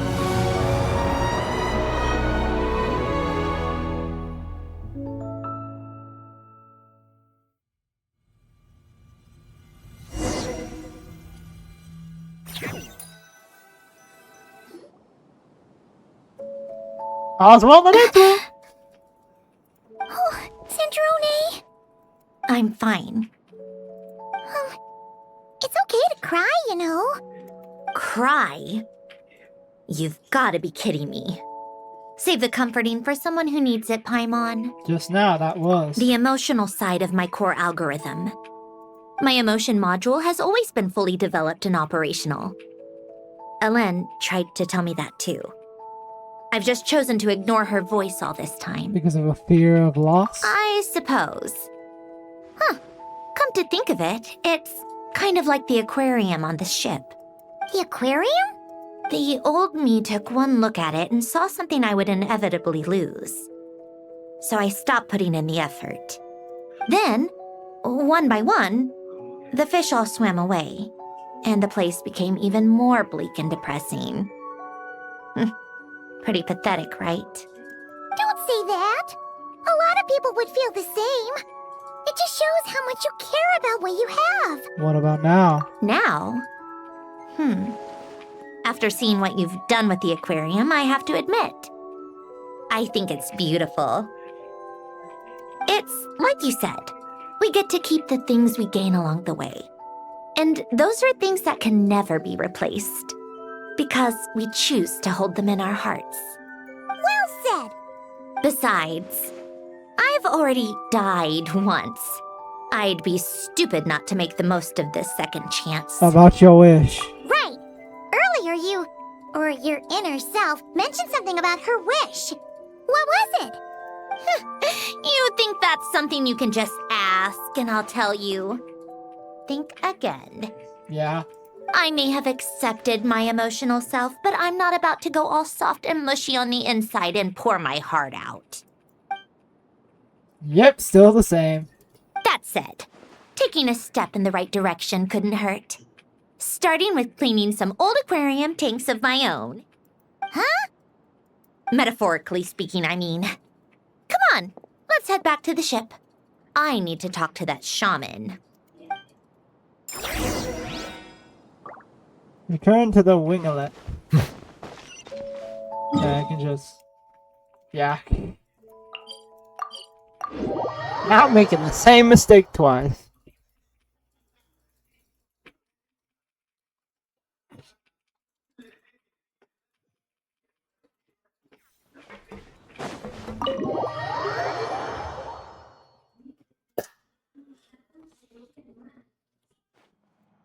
Huh? Resentful lost souls? You couldn't get comfortable sleeping near the Opera Epicles, right? Well, I bet that's why. The Fountain of Lucine is where all the water in Fontaine gathers. So that's where the emotions within the water converge as well. Hold on. If it's souls we're dealing with, feeling uncomfortable should have been just the beginning. I should have been able to hear their voices or something. And under normal circumstances, I'm sure someone of your talents would have. The problem is, these souls are no longer complete. Remind me how they ended up like that again? You mentioned something about them being split apart? Yes, it's called soul severing.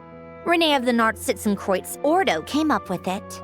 After learning of Fontaine's impending doom, Renee thought if he could find a means for the soul to live on in perpetuity, it might ensure the world's salvation. Soul severing was the first step of his research. Unfortunately, his theory of the four orthants was imperfect at the time, and a failure along the way caused his physical form to dissipate. Jakob, another member of the Nartsitzenkreuz Ordo, sought to carry on Renee's legacy and restore his physical form. He even used some of the people who stood in his way as test subjects for his research. By severing their souls? Yes. After Renee successfully awakened, the two continued their research, and all the severed souls ended up merging into Renee's consciousness. After you saved Fontaine by turning Fontainians into true humans, these souls returned to the ley lines. But the souls severed before Renee awakened had nowhere to go, doomed to forever wander the waters of Fontaine as listless spirits. Almost as if they exist outside the bounds of this world. Unrecognized by the ley lines or fate. No wonder I couldn't sense them. Breaking free from fate was also one of Renee's goals back then. Not only that, but over time, they began to fuse with other entities. Their inner resentment lured in all sorts of evil beings, which corrupted and defiled them into nothing more than accumulations of filth. But the full transformation must have been recent. Otherwise, the Udex surely would have noticed. Wait, no, he must know already. That would explain the underwater Melazine patrols. No wonder I kept running into officers from the Mara Chaussee Phantom earlier. In that case, let's go find Nervalette and we can sort it out together. No, not just yet. Why not? For one, the diplomatic castle alone would be a nightmare. Even though I haven't reported back to Snezhnaya yet, I'm not planning to leave the Fatui anytime soon. Besides, with me here, success is a done deal. Involving other people would just complicate things. All I need is for Miss Seatlolly to help pinpoint the location of this monstrosity. Think you can do it? With my eyes closed. This is what I do. I'm a lot better at it than manning a desk, at least.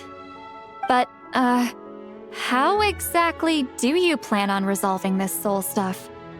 Even to me, there's no obvious answer. Seems pretty complicated, all things considered. Just trust me. I have the perfect solution. Oh, all right. If you're that confident, we'll follow your lead. Why the sudden interest in helping Fontaine with this, Androne? You never knew Renee and the others, right? No, I didn't. And you're right. This problem has nothing to do with me. I wouldn't get within 10 feet of the Nartsitzenkreuz Ordo or its members. But in his later years, Elen told me he regretted not helping his best friend when he needed it the most. He also felt sorry towards Marianne for being too lost in his mechanical research to look after her properly. If he were still with us, I think he'd do the same. He might have a few choice words to say about it, but even after everything, he wouldn't leave his friend's mess for someone else to clean up. Friends shouldn't hold grudges or leave behind regrets. Fixing what happened between him and Renee was one of his greatest wishes. All I'm doing is fulfilling it in his stead. You really do seem a little different now. You mean everything that just happened wasn't for nothing? Why, thank you for pointing out the obvious, Paimon.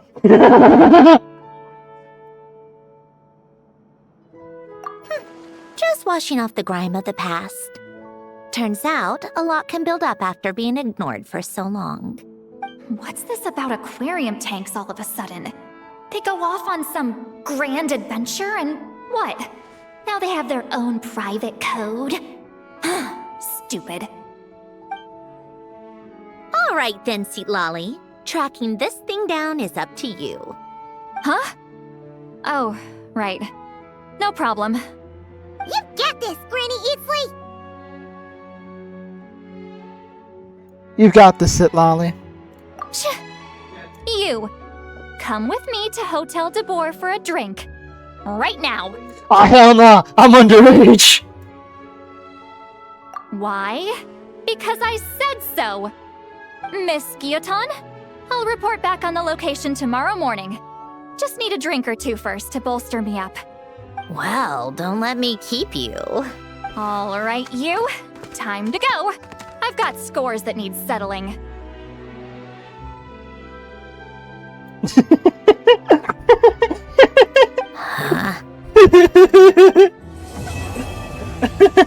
Even she's confused. Ah, hell no! I'm underage, Sit Lolly. I'm not taking a goddamn drink. I'm not even of legal age yet. Oh. No, I don't want to. Time to meet up with Sandrone! Wonder if St. Lolly was able to pinpoint the location. Well, we should know soon. Let's just hope it all works out.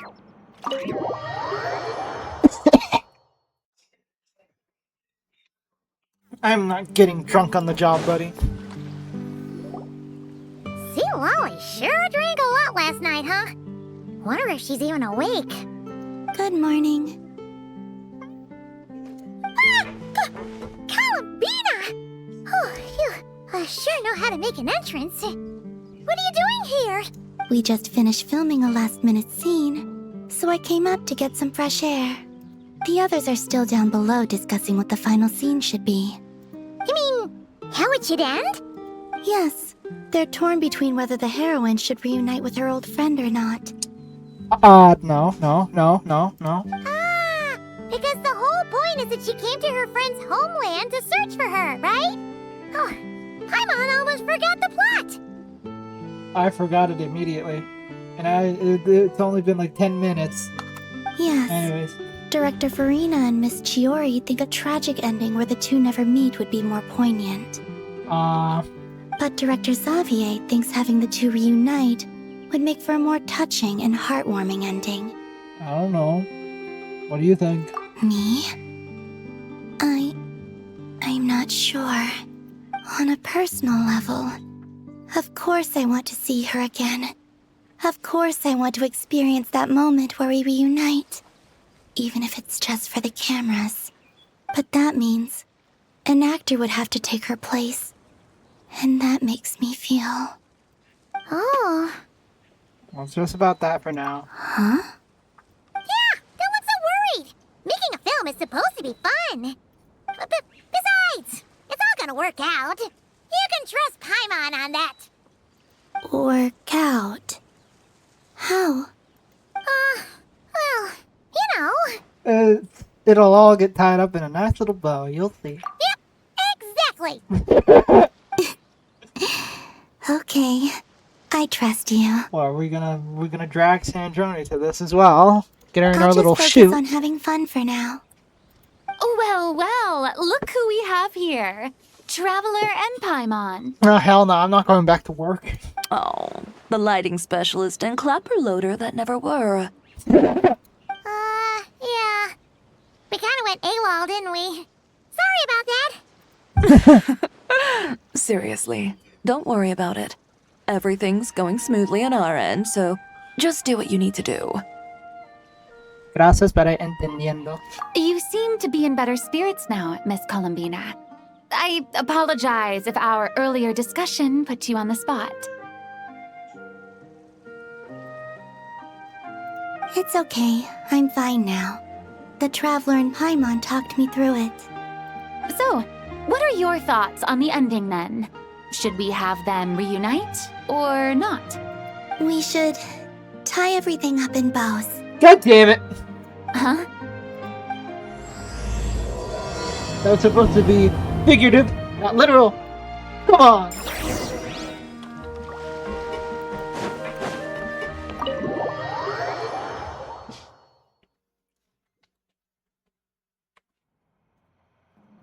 Lolly, we're here! Oh, right on time. Well, yeah. We weren't the ones who drank our weight in alcohol yesterday. What? Are you suggesting Granny can't handle her liquor? It takes a lot more than that to get me drunk. Yes. Really? 'Cause, you stopped making sense after a while. Did I? Huh. News to me. I didn't say anything too crazy, I hope. Let's see. You spent half an hour bad-mouthing Auroron, half an hour complaining about work, an hour talking about light novels, and, Paimon kind of fell asleep after that. Are they gone? Oh, the crew? Yeah, we bumped into them on the deck, but they just left. Wait, but now that everything with your core is sorted out, what's stopping you from seeing Columbina? She misses you a lot. I just want to deal with this mess first. Besides, this is a perfect chance to make her jump for once. I have to plan it out more. But enough about that. Were you able to pinpoint the location of our target? Of course! When Granny Eatsley promises something, she delivers. Great, let's see. Uh-oh. Morte region. Wait, this is the Tower of Gestalt. The place the souls were severed. Is that the source of the resentment? Or is it the Narcissenkreuz Ordo in general? Let me come with. This thing's movement isn't fixed. If it's not at this location when we get there, I can use a ritual to summon it. You've already gone to more than enough trouble. I don't mind. These old bones have nothing better to do anyway. Summoning a spirit isn't going to do me in. Besides, if I don't go, they'll just have more inside jokes I can't join in on. What? All right then. I appreciate it. Those weren't inside jokes, buddy. Let's head out! Those weren't inside jokes. No! Oh, you gotta be kidding me. And we're at the tower. Wait, is it underwater? I thought I lifted this up already, or am I going insane?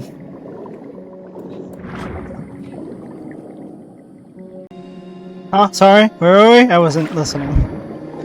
Yeah.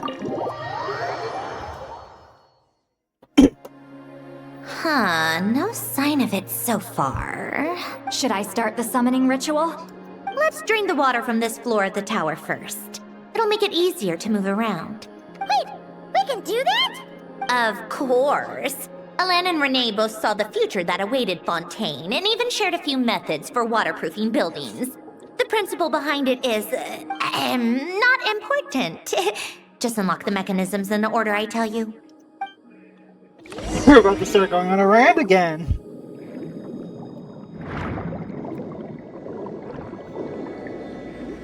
Oh wait, there you go.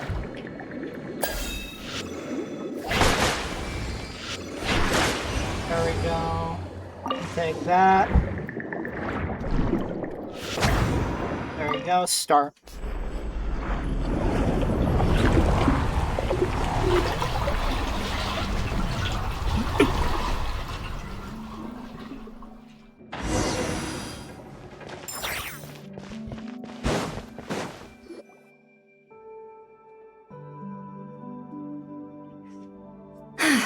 Ready? Yeah. When this thing appears, I'll try talking to the souls inside. But more than likely, they've already been driven to madness. If communication fails, we'll have a battle on our hands. In that case, Paimon better find a hiding spot. If a fight does break out, I should be the one to deliver the final blow. Trust me on that. Understood. All right, I need quiet. Wandering spirits drifting along the tides. Hear me now. Broken souls, silenced, torn apart, and forsaken. Follow the traces of the past and return to us. Let resentment recognize resentment. Let vile entities be drawn together. And in this place, take form once more. Wait, why are we Electro? What now? Is that it? This is exactly why I deal in math, not magic. How are we supposed to know what stage the spell is at? It's like there's no logic to speak of. Behind you? Mechanical science is so much easier to... Watch out! Yeah, oh, that's a different version of the water beast. Hey, you! Or whoever's inside of you. I need you to listen to me. I'm a descendant of Fontaine's Lord Artificer, Alain Guillotin. I can make you whole again and return you to the ley lines. You just need to work with me here. Nope, we're gonna have to fight. Cinderoni!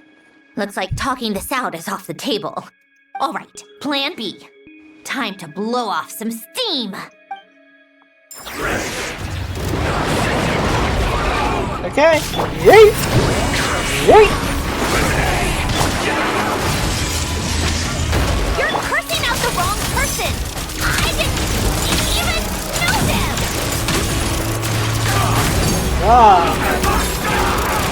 Here. Most of them already did. But you still have a chance to return to the ley lines and reunite with your family. Just work with me!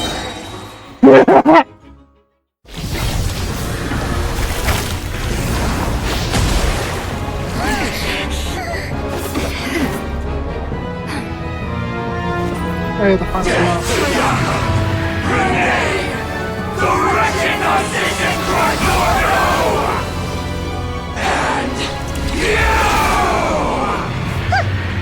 I told you I'm not like them.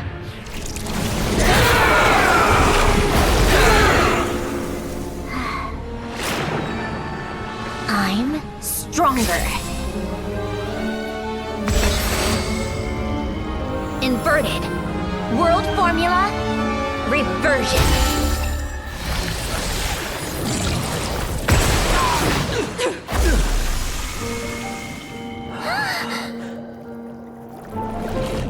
Their souls.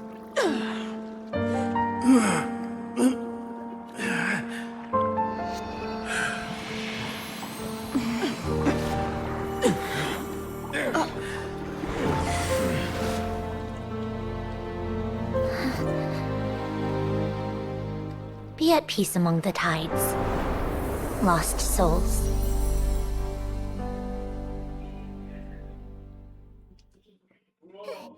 Is it over? Yeah. Yep, told you it'd be a piece of cake. How did you do that back there? That creature was nothing special. Add a bunch of souls with nowhere to go, a touch of malicious energy, a few impurities, and a whole lot of resentment. And that's what you get. All I did was separate the original souls from the rest of the filth, allowing them to be accepted by the current rules of the world. The principle behind the world formula is divergence. Starting from a point of origin, it deconstructs and reconstructs the possibilities of the world to find certain answers. So, it would follow that reverse calculating the world formula allows us to achieve convergence and restoration instead. Using a numerological array, I was able to do just that. It's similar to the concept of homological reduction in mathematics. I reduced them to the basic fundamental essence of their being without changing their underlying nature. That meant... never mind. Judging by all the blank stares, I'm guessing you don't actually care. I think I finally understand how Outlanders feel when I ramble on about shaman stuff. Point is, it was super impressive. You really are amazing, Sandrone. Your brain flatlined in like 5 seconds, Paimon. You're just realizing that now. Oh no. Oh no. Ahem. Enough about that. We should get going. I'll go reset the mechanisms inside the tower. See you back on land.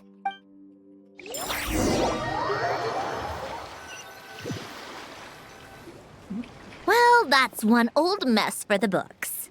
Glad to have that over and done with. Uh-oh. Feels nice to do a good deed every once in a while. You helped everyone out a bunch and not cry, too. Kinda seems like you're just a good person at heart. I wouldn't be so sure. I'll be heading back to the Fatui soon enough. You two are too trusting sometimes. Well, at the very least, we know we can trust you. Fine. Just don't say I didn't warn you when it comes back to bite you. Alright then. Clank! Well, where to next? Back to the ship? Yeah, your personal business, the Narcitsan thing, it's all resolved. That means you can see the people that need seeing now, right, Centroni? Oh, everyone's gonna be so happy you're back! You wouldn't catch me dead admitting to this before, but... yeah, I really have missed everyone. Columbina's a special case, though. This time, I'm definitely getting her back for all her annoying antics over the years. Oh no.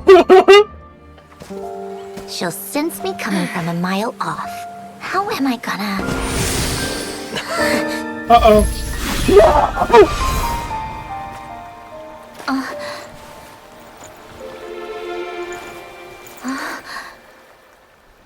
Sandrone? The moon! Is it really you?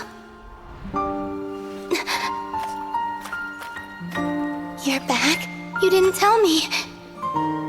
You avoided me. Why?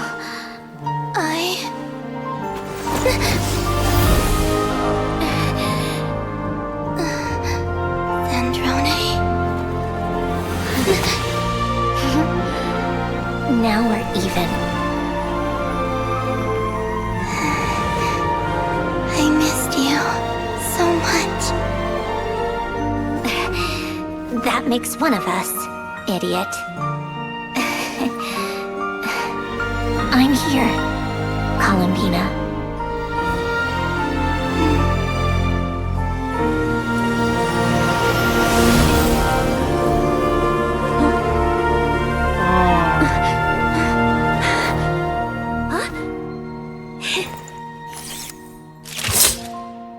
There. Charlotte. You motherfucker.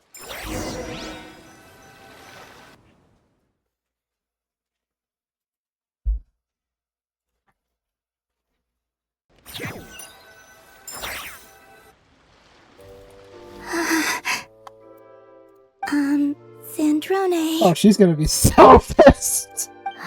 Don't ruin the moment. Or I'll start thinking about how you teleported me to a random location after I explicitly told you to stop doing that. Uh-oh. And scene! Bravo! Bravo! We got it! This is exactly the ending I was hoping for. Huh? Where did you just go, Miss Columbina? You vanished! And then the next second you were back hugging this, new friend here. That was all on camera? Yeah. Well, the camera was already rolling and it happened so fast, so... yeah. Hold on. This must be... her actual friend. Yep, my best friend. The one I was looking for. I never thought I'd actually get to see her again. Oh, she's pissed. I'm just She's so pissed. so happy. I'm so happy to see that she's suffering. Plus, the film got a happy ending too. It's all thanks to you, Sandrone. She's absolutely so pissed. Sandrone? You couldn't stop being annoying for 1 second? Columbina!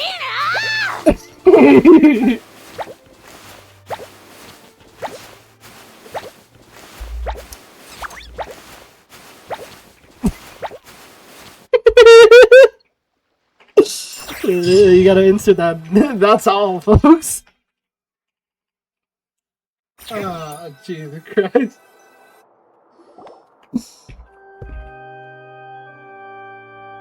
Wait, was that actually? Oh, Finn, there. Roll credits! Unfortunately, I can't skip this.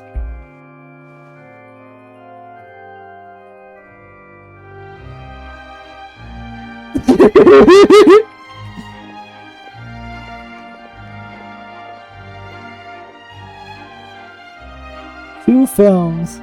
Damn. Artwork's crazy. As expected, going to the opera house is the true way to enjoy a film. You get to see the audience's reaction in real time, too. The endings seem to be received quite well. I can't believe you let us include that in the final cut, Sandrone! You even agreed to help us reshoot a couple of shots. Thanks a million. Most of it was caught on camera already, so it's not like I had much of a choice.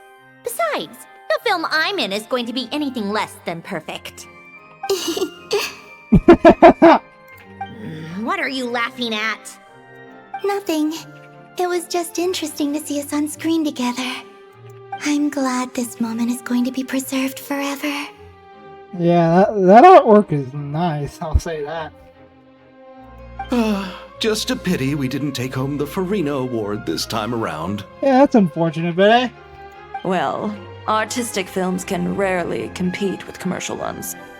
You should have prepared yourself for this the minute you changed the script. True. Oh, did I hear someone mention the Farina Award? Come on, don't gloat. I won't. Our crew winning the Farina Award was a team effort after all. Costume design, script adaptation. Ooh, and the practical effects were so realistic. The flames and explosions even made me jump while we were filming. A lot of the effects were based on actual items the Special Patrol confiscated from criminals. Who knew they'd serve another purpose, right? Oh wait, those are actual bombs? Uh-oh. But it turned out amazing! Really brought the thrilling scenes from the novel to life. Fontaine's film industry is seriously impressive. Which film did you vote for, Silali? Isn't it obvious? Great Detective Hurlock, of course! That's the whole reason I'm here! You all should be proud, though. A lot of critics are saying really good things about your film, too. Longing and loss. Searching for something even after it's gone. It's a film that makes you think about life and how important it is to explore those themes. Well, that is what the art of storytelling is for. Watching a film with friends is so much fun! There's so much to talk about! Ooh, let's throw a celebration later then! We're all old friends. Oh, we could find a place and chat to our heart's content. How about the Wingalette? That's perfect! Friends and family are more than welcome too. So if you want to bring people, don't be shy. I don't think you should give that privilege to the Traveler. They have way more friends than they can count on 5 different hands. You all can head over first and make yourselves at home. I'll bring over some refreshments in a bit. I just have one more stop to make first. Can I come? No. Fine. Not like you'd listen if I tried to stop you.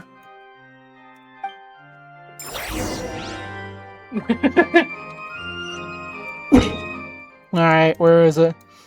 Here. Oh! Anapasis.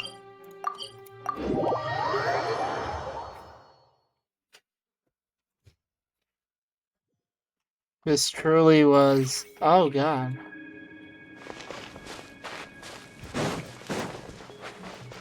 How am I gonna get... Oh wait, never mind. Yeet! And up we go!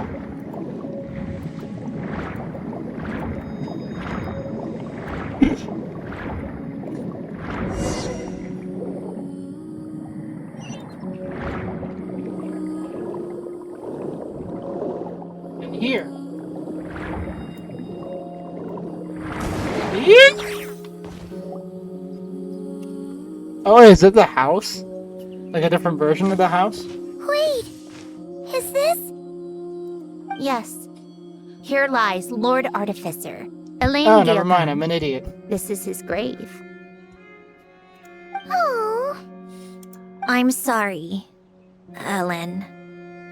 I'm sorry this is the first time I've been back since leaving Fontaine. I should have come to see you more often. I got your gift. I even cleaned up one of the Narcitzenkreuz Ordo's messes along the way. Our home is just as quiet and warm as it always was. The flowers in the garden are still thriving. I'll make sure to tend to them more often from now on. Polonia received irreparable damage in battle. I should have taken better care of your invention. I'm sorry. Polonia was family to me. Just like you. You always said I was a fast learner. But I'm not so sure. It took me far too long to learn the things that truly matter. I never said this to you back then, but thank you for creating me. For giving me the chance to experience life. Being your family meant everything to me. Absolutely everything. Can I say a few words as well, Sandrone? Don't need my permission. Hello, Mr. Guillotin. I'm Sandrone's friend. You don't need to worry. Sandrone is doing great. Not only is she a brilliant scholar, she's made a whole bunch of friends, too. And she takes great care of them. As if. As if. She'll never admit it, but she's always there when her friends need it the most. I wouldn't even be here without her. So, if she ever needs help, her friends will be there in a heartbeat, including me. That's what best friends are for.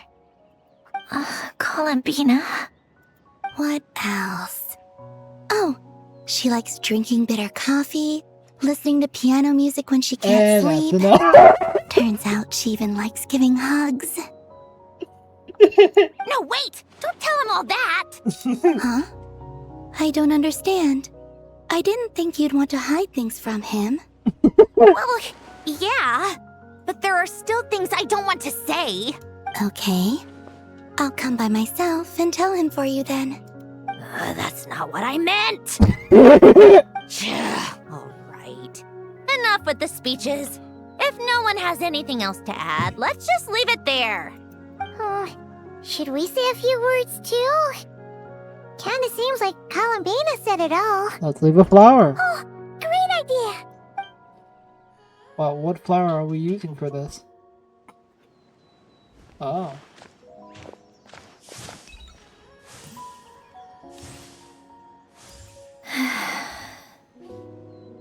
Goodbye, Ellen. And return to the Wingalek for the celebration, if I'm correct.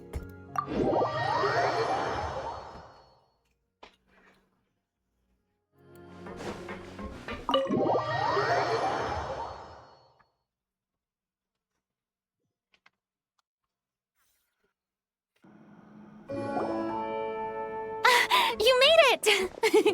The party's already started. Oh, but, you didn't bring anyone else along? I thought you headed out to invite some friends. We did invite a friend, actually. She'll be here soon. She's even bringing some desserts to have over tea. You should join us later, Miss Farina. If it's Arlecchino, that'd be really funny. I do love a tea party. Then don't mind if I do. This seems like a fun occasion. Let's go talk with everyone. Good idea! We'll introduce you to all our old friends.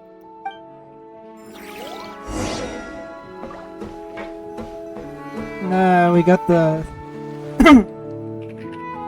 yeah, we got Granny the children. Eatsley, you're really not going to let us borrow these cute little stuffed toys for our magic show? No. First of all, Seat Lalin and Eats Papa are Chi-Chi meal. They have inauspicious stars sealed within them, and they're my helpers, not toys. But the Grin Malkin Cat and Boggle Cat box are Linny and Lynette's helpers. And they still make good partners on stage. Agreed. We've never had a Chi-Chi meal pop out of our hats before. It would be quite the surprise. I think the audience would love it. If this was the Masters of the Night Wind, these kids wouldn't have even had the guts to say my name, let alone pester me like this. I'm terrible at dealing with requests like this. Oh, Traveler, quick, save me! No. You think you're so funny. Lady Sandrone. Lady Columbina. Hello. Don't look at me like that. I don't have any mechanisms for you to break.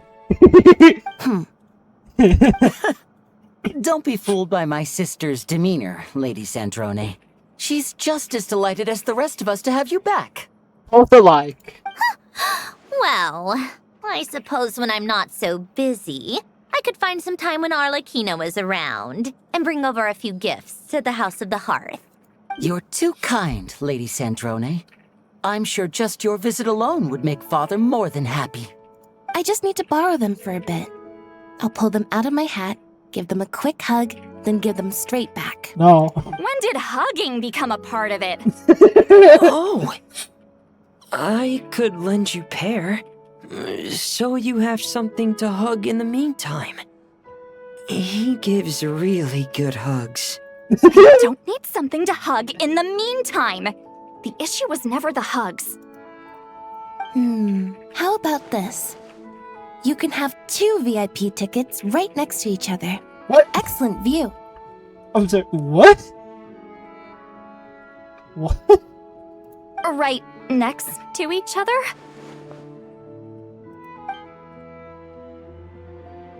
Uh-oh. Wait, no, wait, no. Super quiet. No. No one will bother you. No, no, no, no. I'm sure you'll have a great time. No. Fine. God damn it.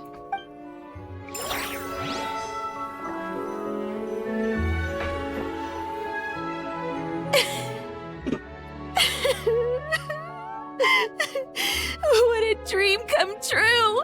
For once, it all worked out! I can die without regrets! Let's not get too ahead of ourselves, Director Lapine Pauline.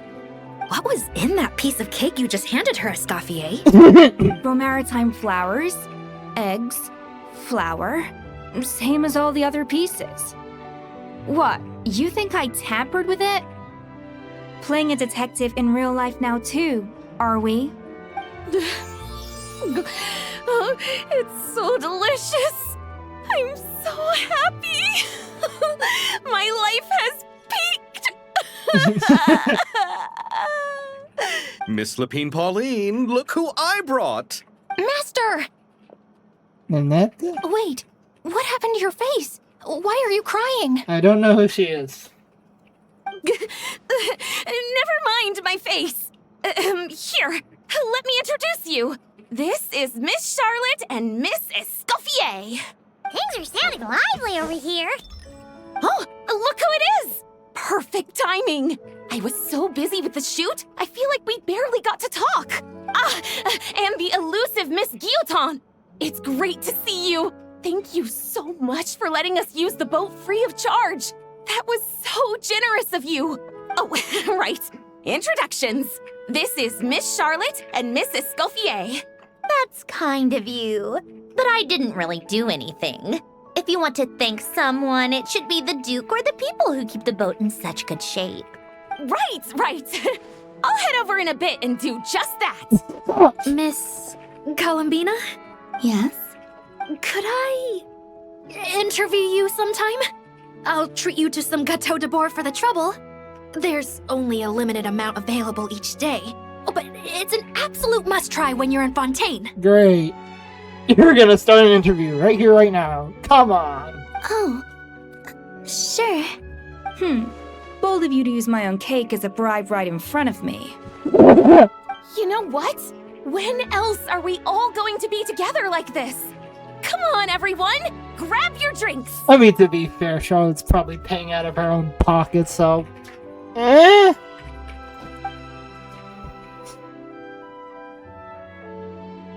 Are we going to toast? Yup! Come on, come on, come on! How was that? Did I just see in one frame?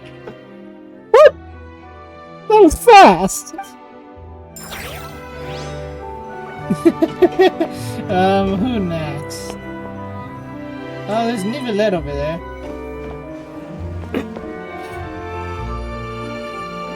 You made it. Sorry for starting the celebrations without you. No worries at all. We're just glad everyone's having such a great time. Oh, right. You've probably seen them around already, but let us introduce you for real. This is... Miss Columbina and Miss Guillotin, right? Oh, we saw the film you were in. It was so touching. Yep. This one started bawling her eyes out right next to me in the theater.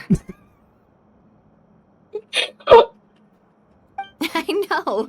I didn't bring nearly enough tissues. Thanks. We saw your film too. I memorized all your names. Oh, guess we can skip the introductions then. Our effects were pretty over the top, right? Some of the extras in the big scenes were actual members of the Spina di Rosula. So basically, your contribution was creating realistic-looking chaos. I mean, it worked. That wasn't the only realistic aspect. Miss Chevreuse and Miss Emily were also kind enough to lend their expertise on criminal investigations and forensics. Oh, it was nothing. I was just honored to take part and help out. Wow! No wonder your film turned out so good. You basically had an expert in every field. Talk about a stacked crew. We were so screwed. Oh, speaking of, want to join in on a round of tabletop troupe later, Miss Columbina and Miss Guillotin? I mean, what better place for a party than a party? Here we go again. Today we're playing Dungeons and Dragons. No, I'm just kidding. That sounds interesting. Yes! Persuasion successful! What about you, Miss Guillotin? And it's gonna fail with this one. I guess one round couldn't hurt. Damn it. Critical success!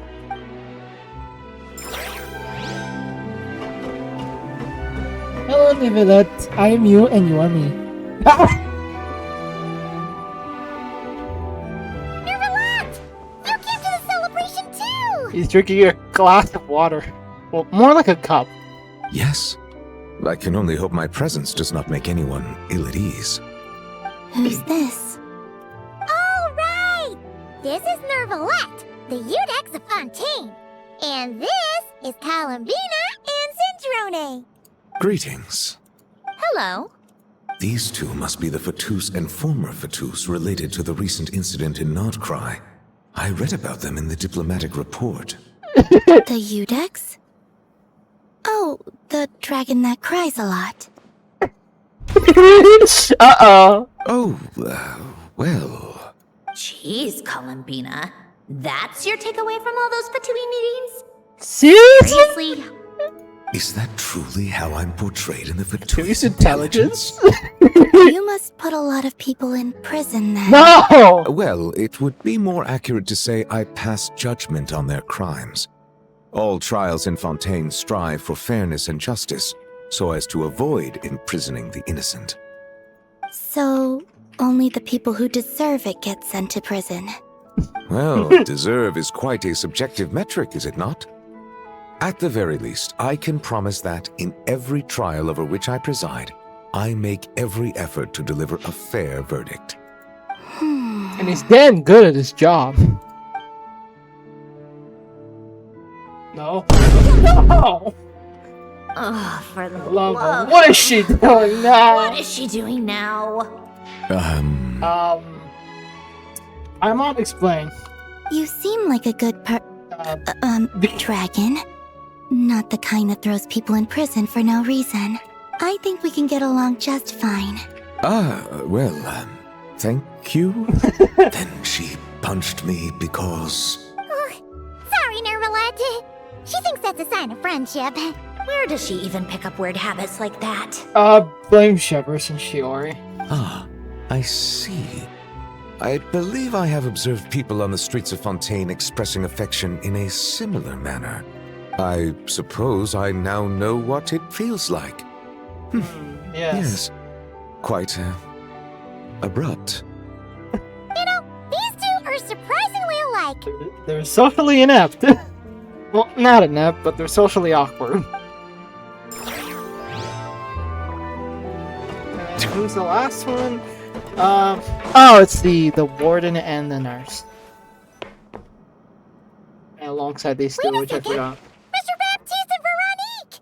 You're here! Friends of yours? Veronique is the prop manager for Musketeer Pictures, and Mr. Baptiste is the author of The Two Musketeers. Yeah, former prop manager. Now we're just two criminals serving our time. Thanks to Duke Risley and Nurse Sijwin looking out for us. Not too bad, actually. You make it sound like I'm giving you special treatment.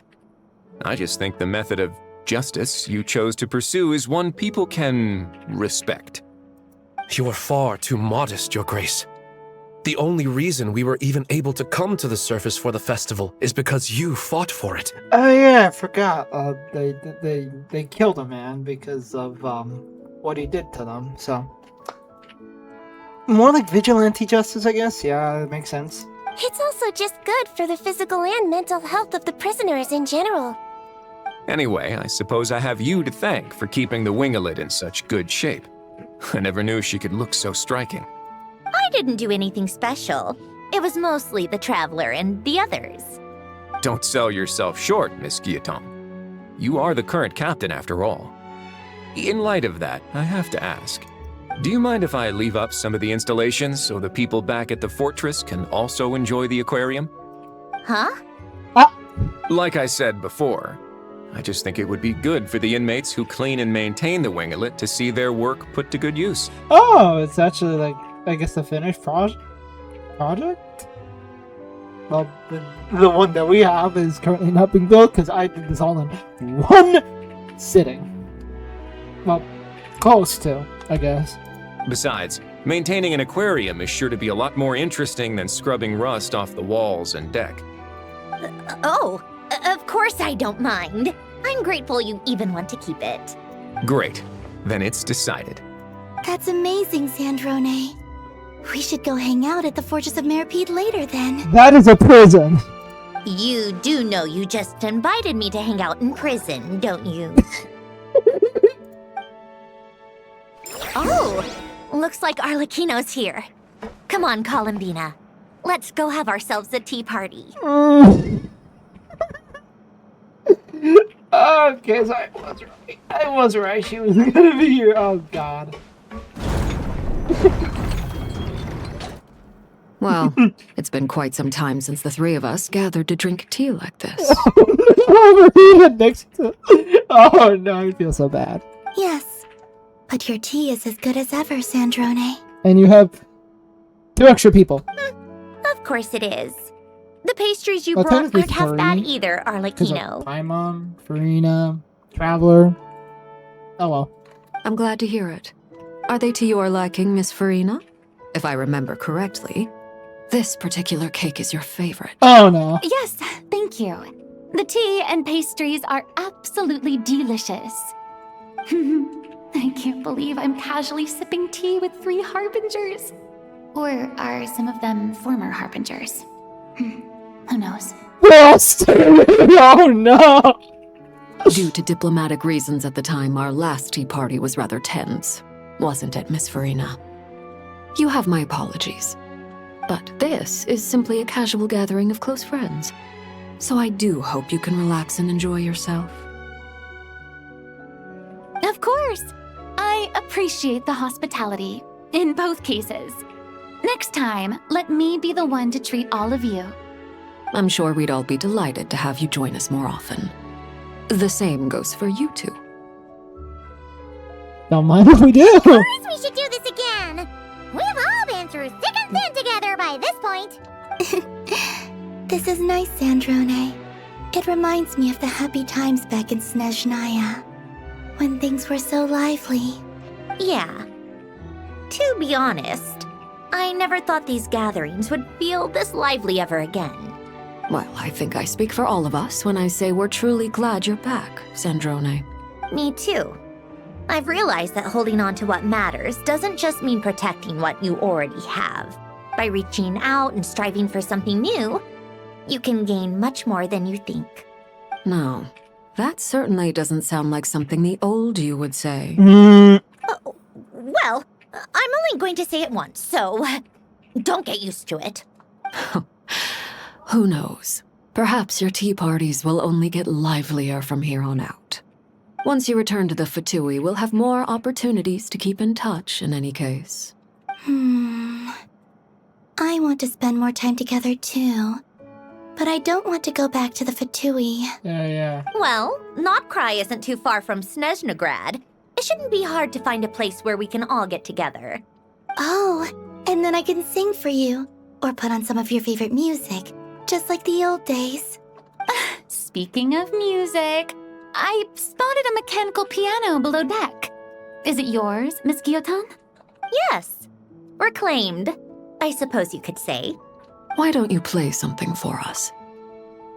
Huh? In front of all these people? Yes, why not? You play so well. We'd also love to hear you play. Yeah, come on! Just a little. Please? Uh-oh. For the love of... Fine! One piece, and that's it.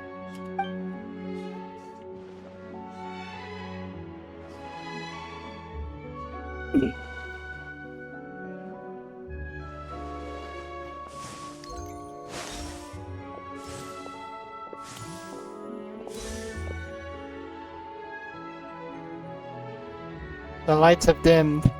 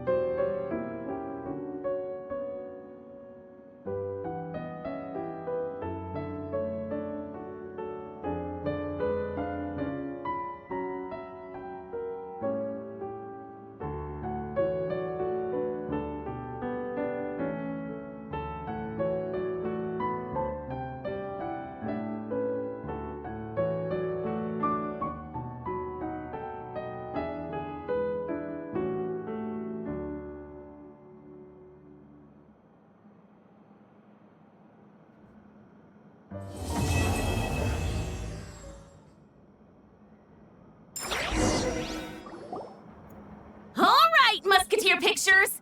Everyone ready? I'm not sure I should be in this one. Of course you should. You might have primarily helped out another crew this time, but you're still a member of Musketeer Pictures. All right, thanks. I'll still stand a bit off to the side, though. Can I be in the picture too? Of course, Miss Veronique. I would have loved to have you in the last one, too, if circumstances had allowed it. Thank you, Director Xavier. Do I really have to be front and center? You're one of the lead actors! Of course you do! Nervous, Sandrone? No! All right, look at the camera! And 3, 2, 1... Musketeer Pictures!